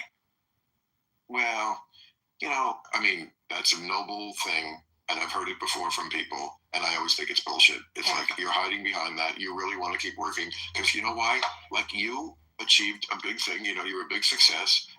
No one saw it coming, including you, right? Did you think you were going to be this when you were 15? In some form, yeah. Oh, really? Okay. Yeah, I'm a good piece of shit. But doing this exact thing? Or close to it? Close to it. Yeah, I'm the same way. You know, Yeah. I knew I was going to be a comedian when I was, before I was 10. Yeah. And then I imagined, I mean, in my day it was Johnny Carson, so I imagined being that, but it morphed into more, no, I think a political talk show, but also a gregarious, charming host would be, you know, a great combination. I think people who claim otherwise are lying. Not always. But come on, you didn't try your hardest and grind your fingers to the bone to get here thinking you weren't going to do it, you know? Well, exactly. You But did I'm everything. saying, like, I'm sure you're doing this and to keep your staff employed, but really, you want to do it because, and why wouldn't you? You're 39. If you quit now, man, first of all, you're going to regret it because, you know, once you quit, can you get it back? Yeah. But audiences move on quickly. Yeah. Quickly. They do now, too. No, I'm saying, well, they always have. Yeah. Like when you go, you think you're so indispensable, and this is anybody, and you're not, because there's always people wanting to take your place. You know, I mean, And it happens no matter what. You could be at the top of the heap. You know, you'd be me sitting here right now. You know, imagine making $453,000 in a single month as an affiliate marketer without relying on Google, Facebook, or ClickBank, or creating new accounts on Pinterest, Twitter, TikTok, or Instagram. This may sound like a big claim, but I'm here to show you how this is possible in 50 seconds. Hi, I'm Adam Charrington. I've been an affiliate marketer for over 20 years, and I'm the founder and CEO. with you, you know, you have like, I would say that real time from my circle, I don't know, but I feel like it's the most consequential political. I appreciate that because it is, even though the problem is that the most influential media is controlled by that far left that hates me. Yeah. So they will never give it up to me. But they will never like write about it, say that. Nobody ever covers it. You know, it's just like their thing is like, even though the audience is always there and almost always in much bigger numbers than the things they do cover. One of the biggest videos we have, I think, is us talking about what you said. but here's I said that it means so much to me because like, it's not always good things we're saying. Yeah, but at least you're watching. Right. And you're allowed to be wrong. Yeah. I say similarly, but you know, my point is like there are people that I bring on my show who are like in their 20s, like, man, I've been watching you for years. Yeah. And I'm like, one day you will be sitting where I am, and I'll be retired. And I don't even care if everybody agrees all the time. It's just that it's about, and I think you would say the same for your show, it's about taking you seriously. It's about having the credibility to have them listen to whatever you're saying. And then you can say your thing. But usually they know, well, maybe he's not completely wrong about that one. You know what I'm really interested in is Real Clear Politics put out this aggregate polling by decade age. I don't want to say demographic because it was like 18 to 29 and it was like 30 to 39. Yeah. And only one bracket was anti-Trump and it was 70 plus. And then I saw that. Gen X was a tie. And then there's I really want to talk to you about this too. They're saying that Gen Z is becoming more Christian. Yep, And moving to the right. Heard that too. I'm wondering what's going to happen in 10 years. The boomers are going to be moving on, passing on. I'm not trying to be crass, but it's true. We're retiring. You can say dead. They'll be dead. Yeah. And what happens to politics in this country? Not me, haters. Bill's going to live forever. Fucking haters and clickbaiters. The pot and the booze is going to make you young. I mean, do I look like I'm in death's door? No, you're pretty good. I mean, do I act like it? I've never missed a show, except the two they forced me to miss when I had COVID. Wait. They forced me because, of course, I could have contaminated and the entire city could have died. I think I would have died, to be honest. You what? I got real sick. Pussy. Yep. And then Joe Rogan saved my life. How? Ivermectin? No, well, technically. So I had called the hospital because my temperature was low. And I was shaking really bad, and I was like really bad pain. I would say the worst pain I've ever had. Okay, why are you in such bad health to begin with? Because unless you're in bad health to begin with. I was fatter. That's it. I always said that about COVID. Who does it kill? Fat people and very old people. I'm sorry, but that's just the truth. That's just the truth. No, obviously it could kill anybody and blah, blah, blah, and we should protect, and we should, the most vulnerable. But that's who would kill. That's what bugged me about, like, all of our medical profiles are unique. That's why I don't like one-size-fits-all diagnoses. They were banning people off social media, shutting down anybody who brought it up. It was a weird time, and it still is weird. And I don't know. But Random is brought to you by the audio marketing gurus at Radioactive Media, recently ranked number 20 on Inc. magazine's list of the fastest growing private companies in the business. Text Random to 511-511. If you have 11, just go the game. What are you going to do? Be a farmer? Be a rancher? Yeah, maybe. Well, so I'm not. I mean, really? it's not just about that. There's people who, they have livelihoods here. They've moved to the area, the Maryland, D.C. area. But it's, the conversation I've had with Allison is, I could stop doing the nightly show, which currently it's typically the second biggest live stream news. It's the biggest live stream news podcast. But Steven Crowder's bigger than us, but he's comedy news. If we want to lump all together, we're number 2. And we both feel guilty about saying, stop doing this show with a massive audience so that we can go and have, like, we're rich, we can go do whatever we want. We can just go skiing whenever we want. We can fly to South America and go skiing any time of the year. We feel guilty about that. We both kind of agree on that. It's so fucked up. Why do you feel guilty? I don't know. I think it's like, we're afforded this luxury and comfort. Oh, for fuck's sake, get over it. Just enjoy it. You know, Christ, you could be that fucking different. You could be in the hospital with leukemia or some shit. You're lucky. You're lucky in some ways. You also worked for it, and this is your fate, and you have it. And trust me, you're not going anywhere. You know, you can go through these permutations in your mind, but at the end of the day, something on your shoulder is going to say, you know what, let's make hay while the sun shines, and then we can go skiing in South America. Because, like, you don't know how long it's going to last, popularity. You know, I mean, you know, the more you get, the more you have in the bank. It's good. I mean, if you really skyrocket to ultimate sort of fame, people never forget you. I mean, look at Britney Spears. She hasn't put out a record in 20 years, and people are still very interested. But I think that's going away. You know, like, looking at everything you have, and you're talking about the Mets and all this stuff, I think because of there's 2 phenomena that I think are going to break this. One is the decentralization of media through the internet, but also the lack of new news. Break what? Everybody wants to know what you think about things. Good, thank you. I don't, but it is true. I go to like some of these media reporting websites and entertainment websites, and it's not just that Trump did something; it's how you thought about it. Oh, good. It's you, Ann Coulter, and Joe Rogan almost always. Interesting.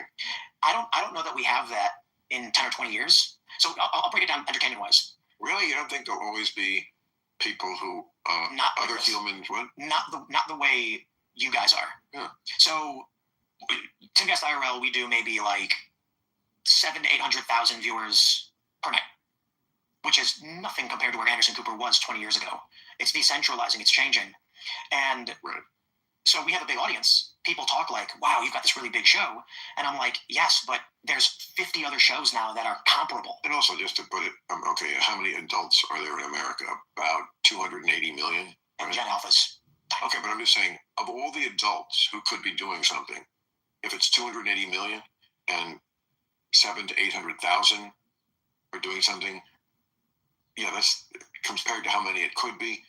To your point, right? You know, like, I mean, here's the thing. TV shows used to get like a share, which is like the percentage of there's a rating and a share. Yeah. One is like the percentage of people who are doing anything. They could be watching TV, they could be masturbating, they could be playing tennis or ping pong, and the other is just a percentage of the people who are actually watching TV.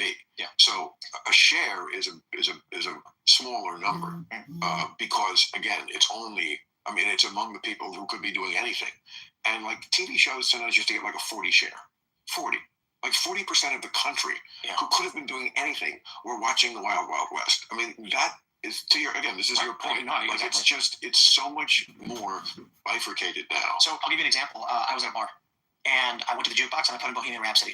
And what happened? Everyone in the bar started singing. 100%. Everybody knows that one. The next song that came on, I didn't even know what it was. It was hip hop R&B. Everybody broke apart.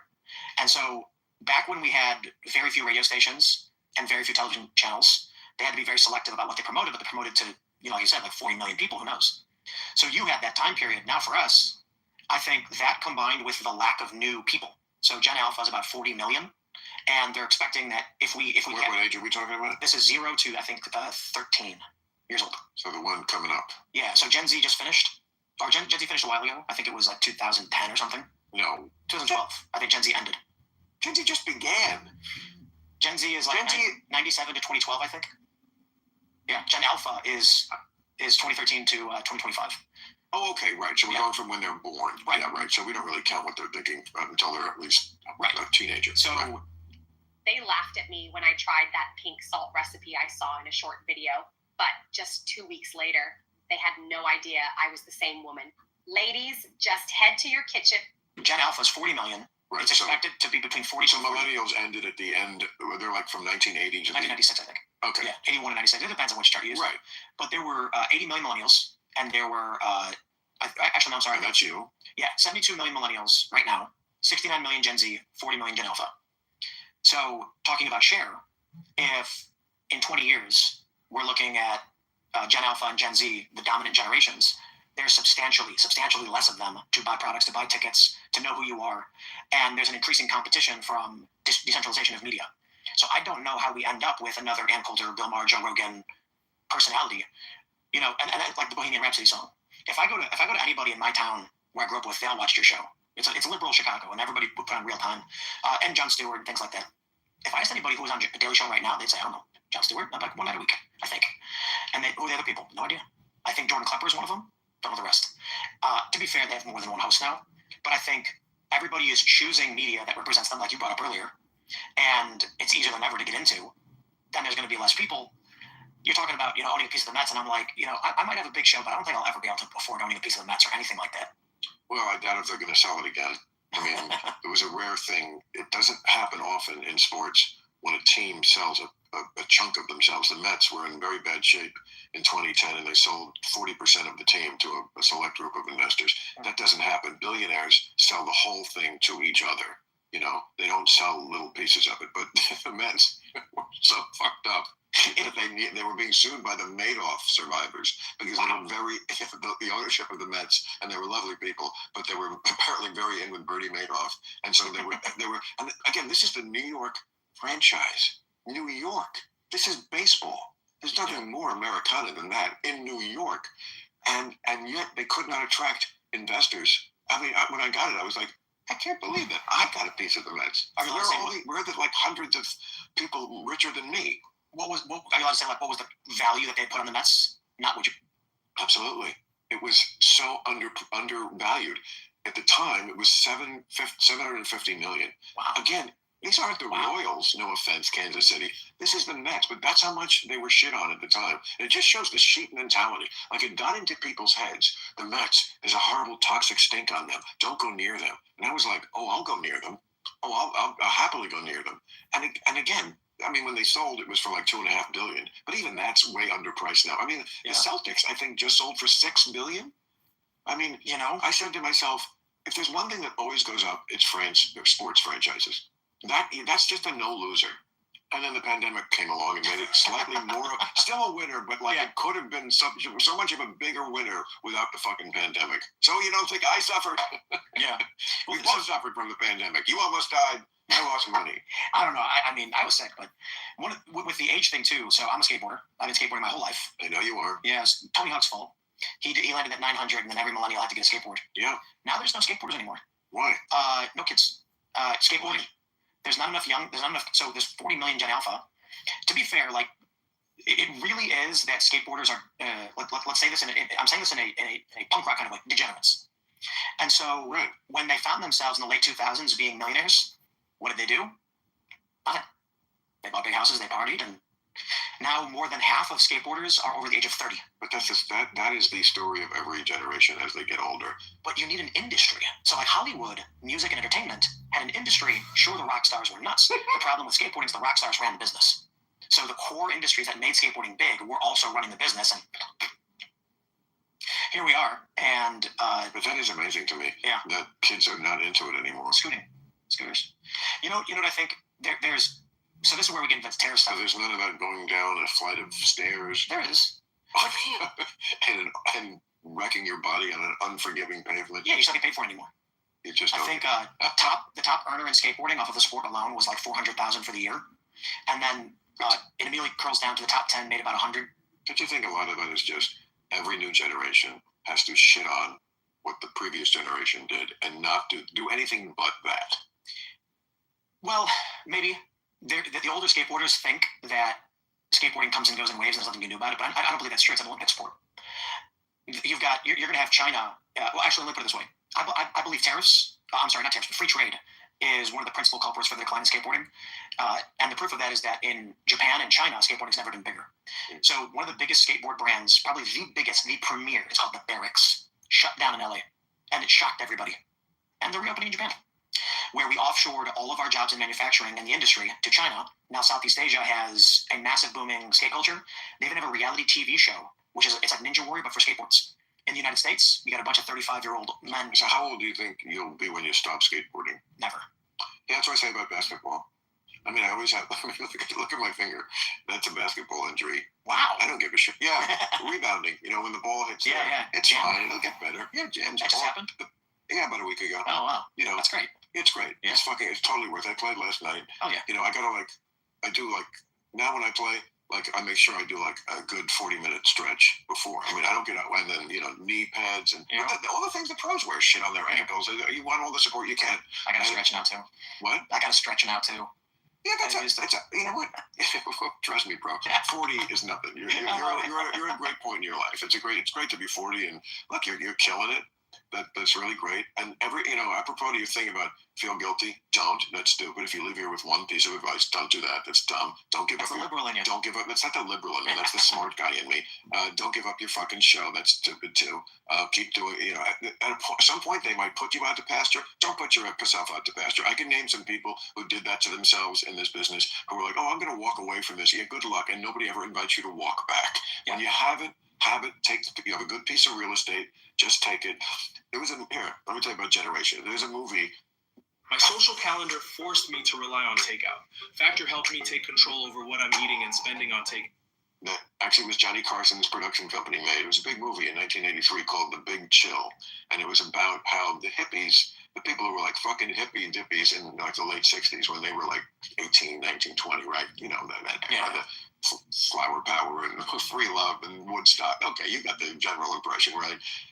All you need is love. Okay, so Numbers ain't good, man. Right. So then this movie takes place in currently, which was at the time 1983. So now these people who were hippies are early 30s, and it takes place. It's about these. Some guys he lives in kind of remotely, just out in the exurbs in I think it's North Carolina, and all the college friends are coming over, and so there's a lot of reunioning kind of thing. And when we were hippies, it was great. There's a scene where something happens, and a cop car comes up to the house, and the guy who's owns the house and is having all his college friends over, and he's just like, "Oh, thanks, nothing, but whatever it was," and Bob, and goes, "Oh, thank you." And he goes back in the house, and his college friend is like, "Man, you were so nice to the pigs," and he's like, "Dude, I live here now, okay? Yeah. It's not like we're in college. I'm dug in." I think that was his line. I'm dug in here, Yeah. I have a family. I want the cop to be my friend. They're not all pigs anymore, okay? Grow the fuck up. And that's the great conflict of the movie. Is are we still hippies with all that ideology, some of which was good and some of which was stupid? Or are we just growing up? And you know what? That generation, who did they vote for in 1980? Ronald Reagan. But I hear from you, it sounds like a mix a little bit of the understanding growing up and being responsible, but also the, come on, do your thing. I guess my question is do you have a preference for what the future of this country and world should be? A preference? Yeah. I mean, peace and prosperity and democracy? Because I feel like you're with politics, you're very in it. And there's a reason you, I, or anybody else wants to be involved in the goings on of the world, because we want things to be done better. Right, correct. Yeah. So I wonder, when I say things about being guilty, it's if I have this platform that is influential and I can, like you said, people will listen to me and I can say, hey, I think this is a good way to do things, and that can make the world that way. That's why I feel guilty of walking away from that opportunity. You know what I mean? I mean, that's great too. I mean, that's a great motivation. I mean, that's the best motivation. I mean, I never try to fool myself to think that what I'm doing is so noble that it's not really, because it's doing what I want to do. If I didn't enjoy it, I wouldn't do it. I'm so glad that it does things for other people. And if you ask me what is the great joy of my life, I would sum it up by saying, there's this thing that I can do that enough people feel like I'm the only one who can kind of do that for them. I'm the only one who can kind of scratch that itch. You know what I mean? And every week I'm they want me to do this thing for them, and I love being able to give them that gift. I'm going to do this. I'm going to interpret the news in a way that is just different than anybody else does. And it does a thing for you. And I love that connection. I give you this gift and you appreciate it. And that really is that's the relationship of my life. You're obviously an atheist. Yes. Famously. Religious. I saw it when you put it out. And good, thank you. I know I was lapsed Catholic, briefly atheist. Now I'm not Christian. I don't like the word deist. But the future, we're seeing this massive push towards Christianity and young people. Yes. What do you make of that? Well, one thing I think is true is that conservatives had more kids in the 2000s. I know a lot of people want to claim these ideological victories where they say we've read people, and I've pointed this out for years. No, just in 2003, there were a couple studies that came out saying that liberals were having less kids than conservatives. Well, 20 years later, what do you expect to see? There's going to be more conservative people than liberal people just because the parents had kids. Right. I do think also that one of the more interesting trends, however, is that among Gen Z, irrespective of that, there's been a rightward ideological shift among men. And I think this has to do with contemporary politics, movies, games, culture, etc. And also men feeling that they were targeted unfairly. There is a lot of toxicity in being maleness. Some of that we can't control. Some of that is just how we're born. We were drawn that way. You know, boys are going to be more rambunctious in school. They're going to be harder to discipline. Yeah. They're going to have more excess energy. And we kind of we went like we do with everything, went overboard and made it seem sometimes like maleness itself was on trial. It was like a race to the bottom. So it's not what? It was a race to the bottom of all these different cultural elements trying to one up what was wrong with masculinity. Yeah, kind of. And it's not surprising that they would run to Trump. Yeah. They would run to the guy. I mean, it's kind of like, why do cops vote for Trump? Well, the guy who's like out there saying they're not the enemy, and they're not. I mean, there are things that obviously should be criticized about the police too, which Trump would never do, because he's always all in on one way. But I can totally understand if you're a cop, you feel very misunderstood, and you are, and you understand that you do something that society needs, and they don't seem very grateful about it. Oh yeah, and yeah, so it's kind of similar to that. People, man, there's one prominent cop.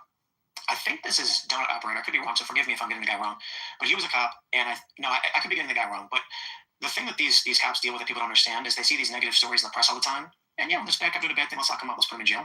But my dad was a firefighter, and he told me when I was younger, he's like, never be a cop because the things these guys deal with, Yeah. One day, like you're getting a phone call about a domestic violence incident.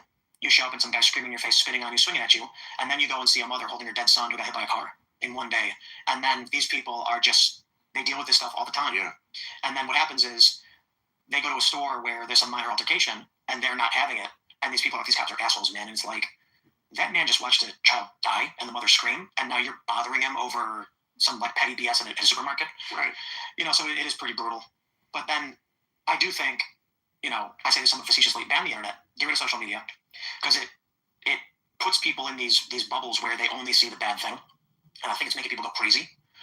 So we're talking about the younger generation, right? Here's one real interesting phenomenon in the political polarization. In the end of the 2000s on Facebook, the top content was police brutality.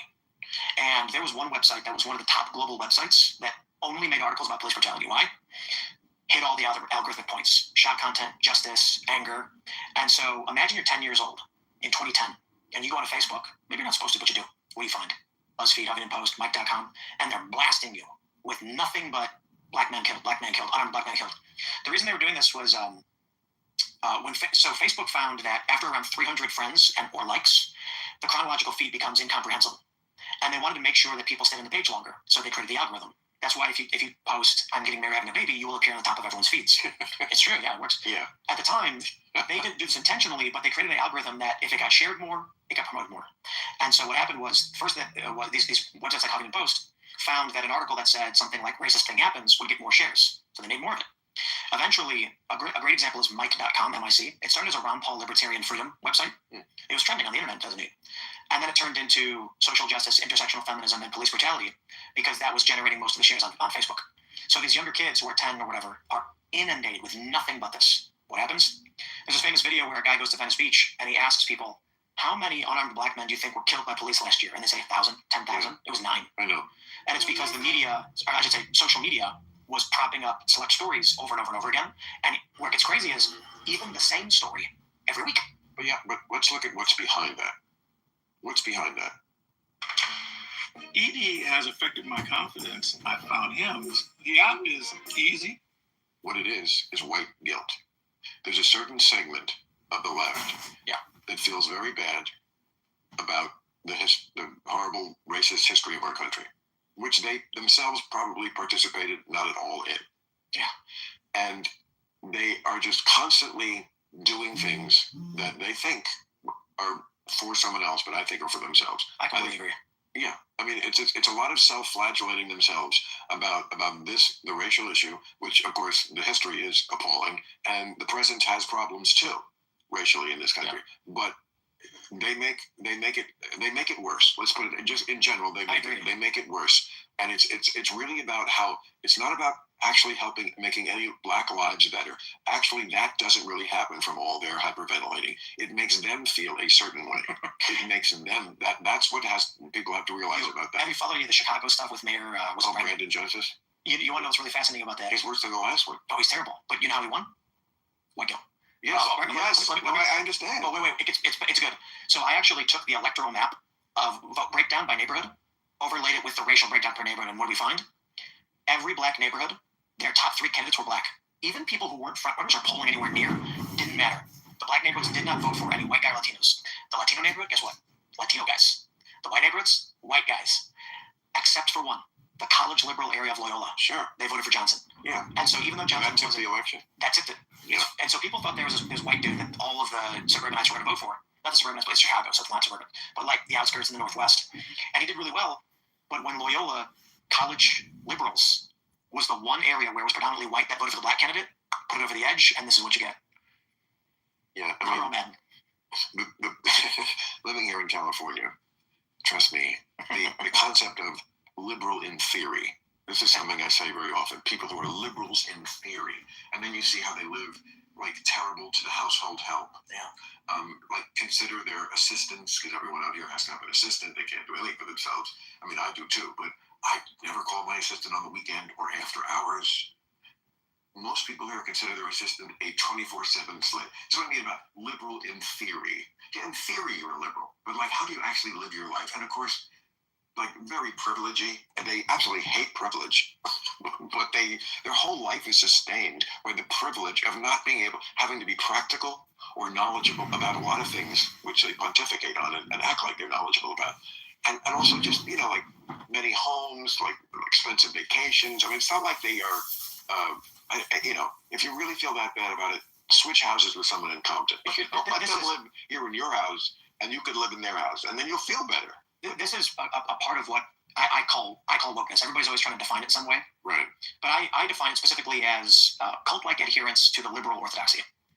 And the reason why I say that is because being in media and cultural spaces for the past 15 years watching all of this, the conservatives like to say it's DEI, it's race, but that doesn't explain support for certain institutions, support for war in Ukraine, doesn't explain the Me Too movement. These are all different things. It doesn't explain support for Islam particularly, which is the second biggest religion in the world. So it's not about critical theory or anything like that. It's about looking like you're virtuous. So these liberals who live the way you're describing it want to make sure that as they're seen outwardly to other liberals, they are perfectly in line with what is virtuous and right.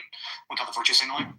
But it can manifest into literally anything. Like, again, supporting the second largest religion in the world while claiming that they're oppressed, but massive. Well, I mean, there's so much to get into here. One is the word liberal, very fraught for me, because I still think I'm a liberal. I think woke is a different thing. I agree, yeah. I mean, but your example about Islam is completely right, and it's one of the main reasons why the far left started to really hate me, is because I call out Islam as what it is, extremely illiberal. That's what's so ironic about liberals being so supportive of Hamas, is because you're liberals, and these are the people, I'm sorry, but this ideology, Islam, even in its more benign forms, yes, I agree. The vast majority of Muslims, not terrorists, of course, but Islamists, which is the word we use to describe people who are not terrorists, but kind of agree with the things terrorists are doing and are for, that's a much higher number. That's many millions of people. And even the rank and file, I mean, most Muslim societies live under some form of Sharia law, which no Westerner who thinks that Hamas is so great could ever live under.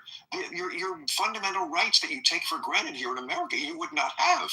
I mean, all the protesters who are protesting in Gaza against Hamas, they've all been killed. Right. They killed protesters. Women, I mean, do I have to say anything more than just if it was just that issue, how women are treated? Are you fucking kidding me? And the narrative is, when I talk to some of these academics, like the anti-woke people, they're like, well, it's because they say that, Gaza is oppressed. And I'm like, sure, but they're siding with the second biggest religion in the world, which is authoritarian, fundamentalist. And like, I don't care if you practice whatever religion you want to practice, it's fine. But it's strange to me to claim that Islam is oppressed in any meaningful way. Well, I do care what you practice, and I fully defend to the death your right to practice whatever religion you want. Just don't lie to me and say all religions are alike. All religions are not alike, and what makes them different mostly is how fundamentalist they are. Yeah. Fundamentalist means you actually believe what's in the Holy Book. I mean, there's the Quran, there's the Bible, and they're both full of nonsense.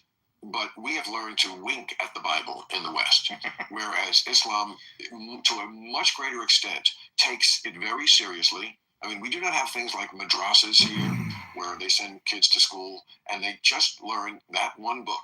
That they are not studying anything else in a madrasa. That's the meaning of it. Yeah. And of course, they're segregated completely sexually. So, I mean, what's going to be the upshot of that? It's like a Handmaid's Tale, right? It's worse. Yeah. I think. But, yeah, and I'm not Christian, and I have a lot of friends who are, and I don't care. But what are you? You said you were going on this before. You were like, I'm not a deist. I'm not Well, a that's the this. thing, like, but you're not an atheist anymore. No, so I'm what not do you believe I in? don't think God exists, but I don't believe in any scriptures or anything like that. I think man is fallible, and to write down books and claims the word of God is silly. So how long were you an atheist, and what did we do wrong not to keep you? I went to Catholic school. Last warning, if you did not claim your funeral benefit, pay close attention before you miss out on this. And well, there you go. I went to catechism. Well, I didn't do that. At fifth grade, I left. And so what happened for me in Catholic school was they taught me nothing. They showed me a video of Adam riding a brontosaurus. I'm not joking. I went to the museum in Religulous where they have the exhibit of Jesus on the brontosaurus. Exactly. Yeah. So they told us that the dinosaurs were too big to fit on the ark, and the unicorns were too rambunctious. Not kidding. So the unicorns were dancing and ran away from the ark, and I'm like, so I remember. Oh, that's why they didn't survive. That's right. I see. One formative moment was when Trump pardoned tax cheat after mother attended $1 million dinner. So here we go.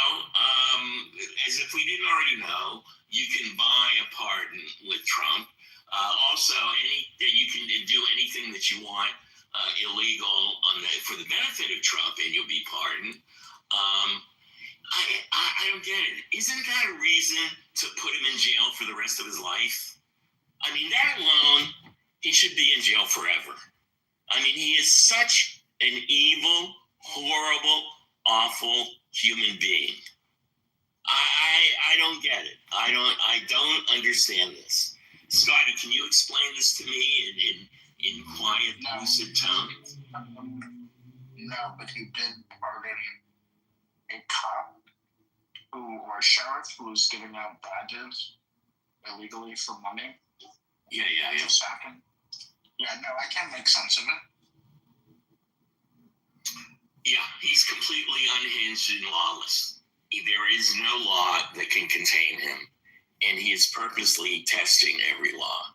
So he will break every single law, and he's so far been getting away with it, and it's astounding.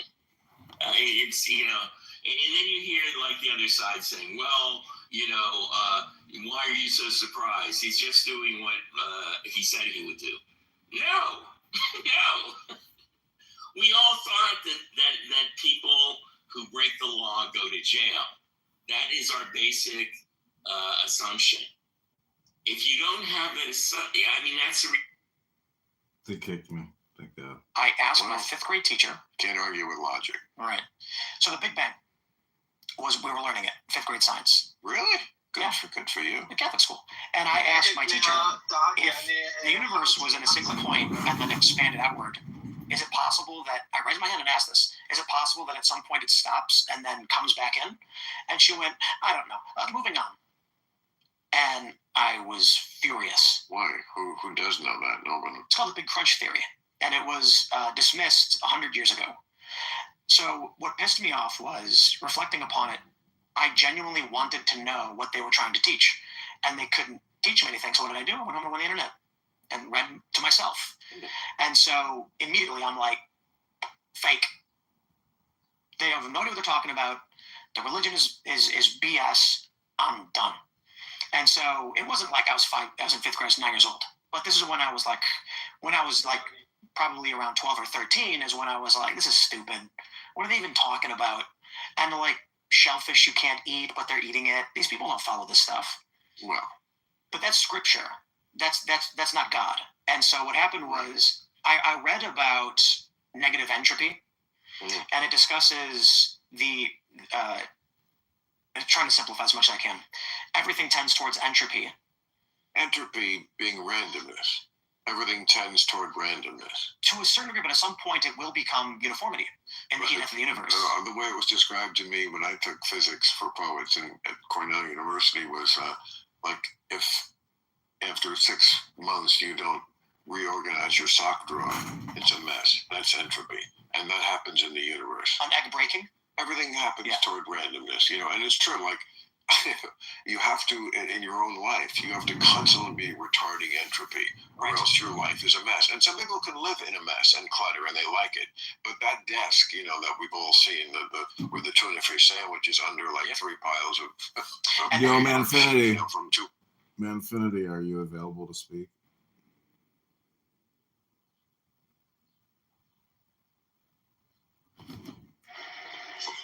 How are you, sir? How are you? I'm well. How are you, sir? I'm good. I'm listening to Tim Pool and Bill Maher, but I was just in the room called Deep State Patriots, where every Trump is a lawbreaker, a liar, a fraud, a scammer, the worst of the worst. And so I'm trying to record their room to basically like expose their propaganda hypnosis. I don't know if you're available to go in that room and rebuke them, but it'd be a good opportunity. I would love to. Can you show me how to get to it? I'm trying to find it, but they have me blocked on all of my accounts. I have like 5 accounts, and can you remind me who you are? I feel like I know you, but I can't remember you. I'm just a clown house user like you, fighting these ruthless liars and bullshit artists. Did we have any interactions in the past that you recall, or just No, we're just on here together? nothing. Just like chilling and fighting back against. So I was just at my nephew's swearing in ceremony for being an attorney, and here's a woman walking down the street with a big old black button that says "Fuck Trump." I said, "Oh, can I take a picture with you? You're my hero." I was like, "Oh my God, this woman's so deranged." Did you take the selfie? Someone took the picture for us. I have it. Yes.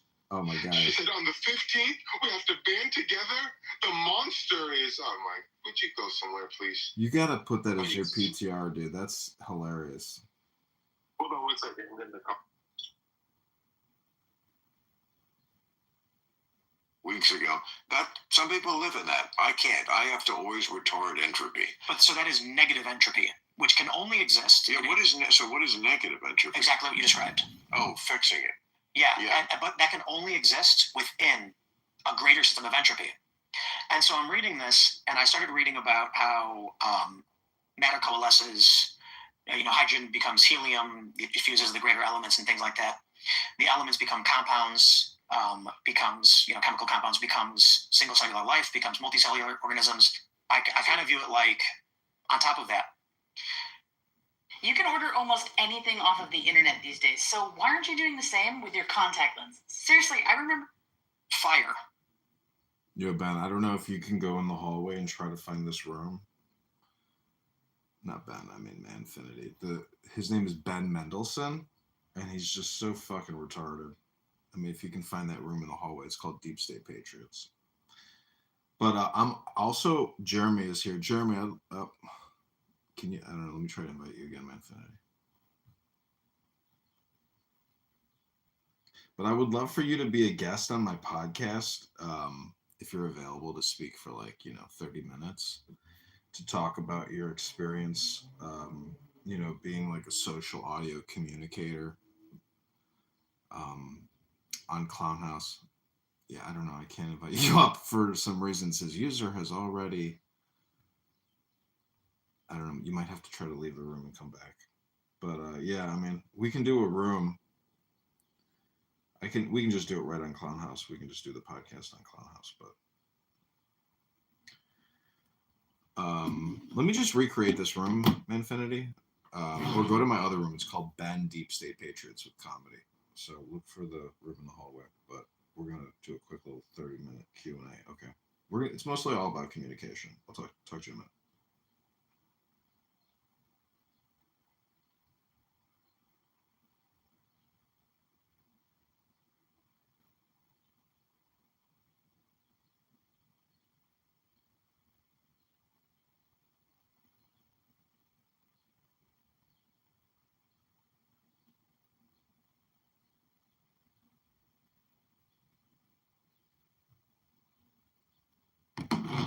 Okay, this is Ben, Deep State Patriots stream. We're trying to psyop them. Dr. Australia, welcome.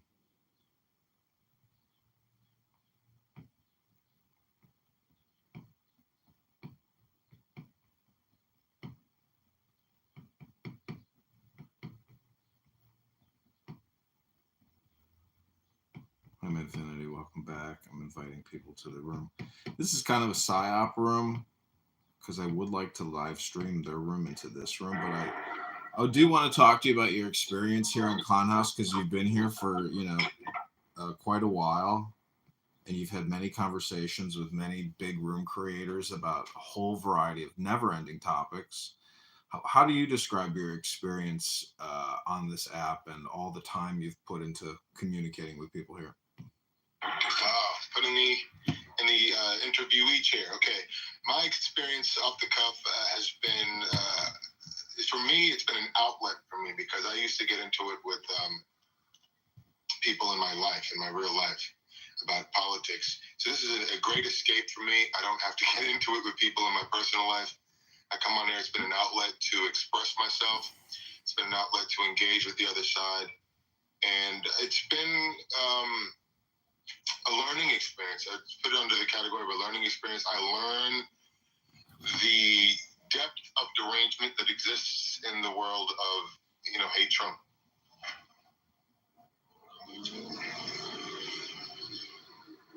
How do you view people that use Trump as like a scapegoat for negative, linguistic programming?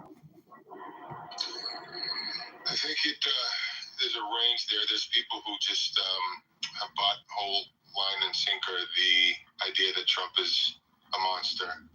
But then there's some people who are know what they're doing. They're aware that he's a crusader against everything that this country stands for or against, and they're just trying to muzzle him because they know that he's waking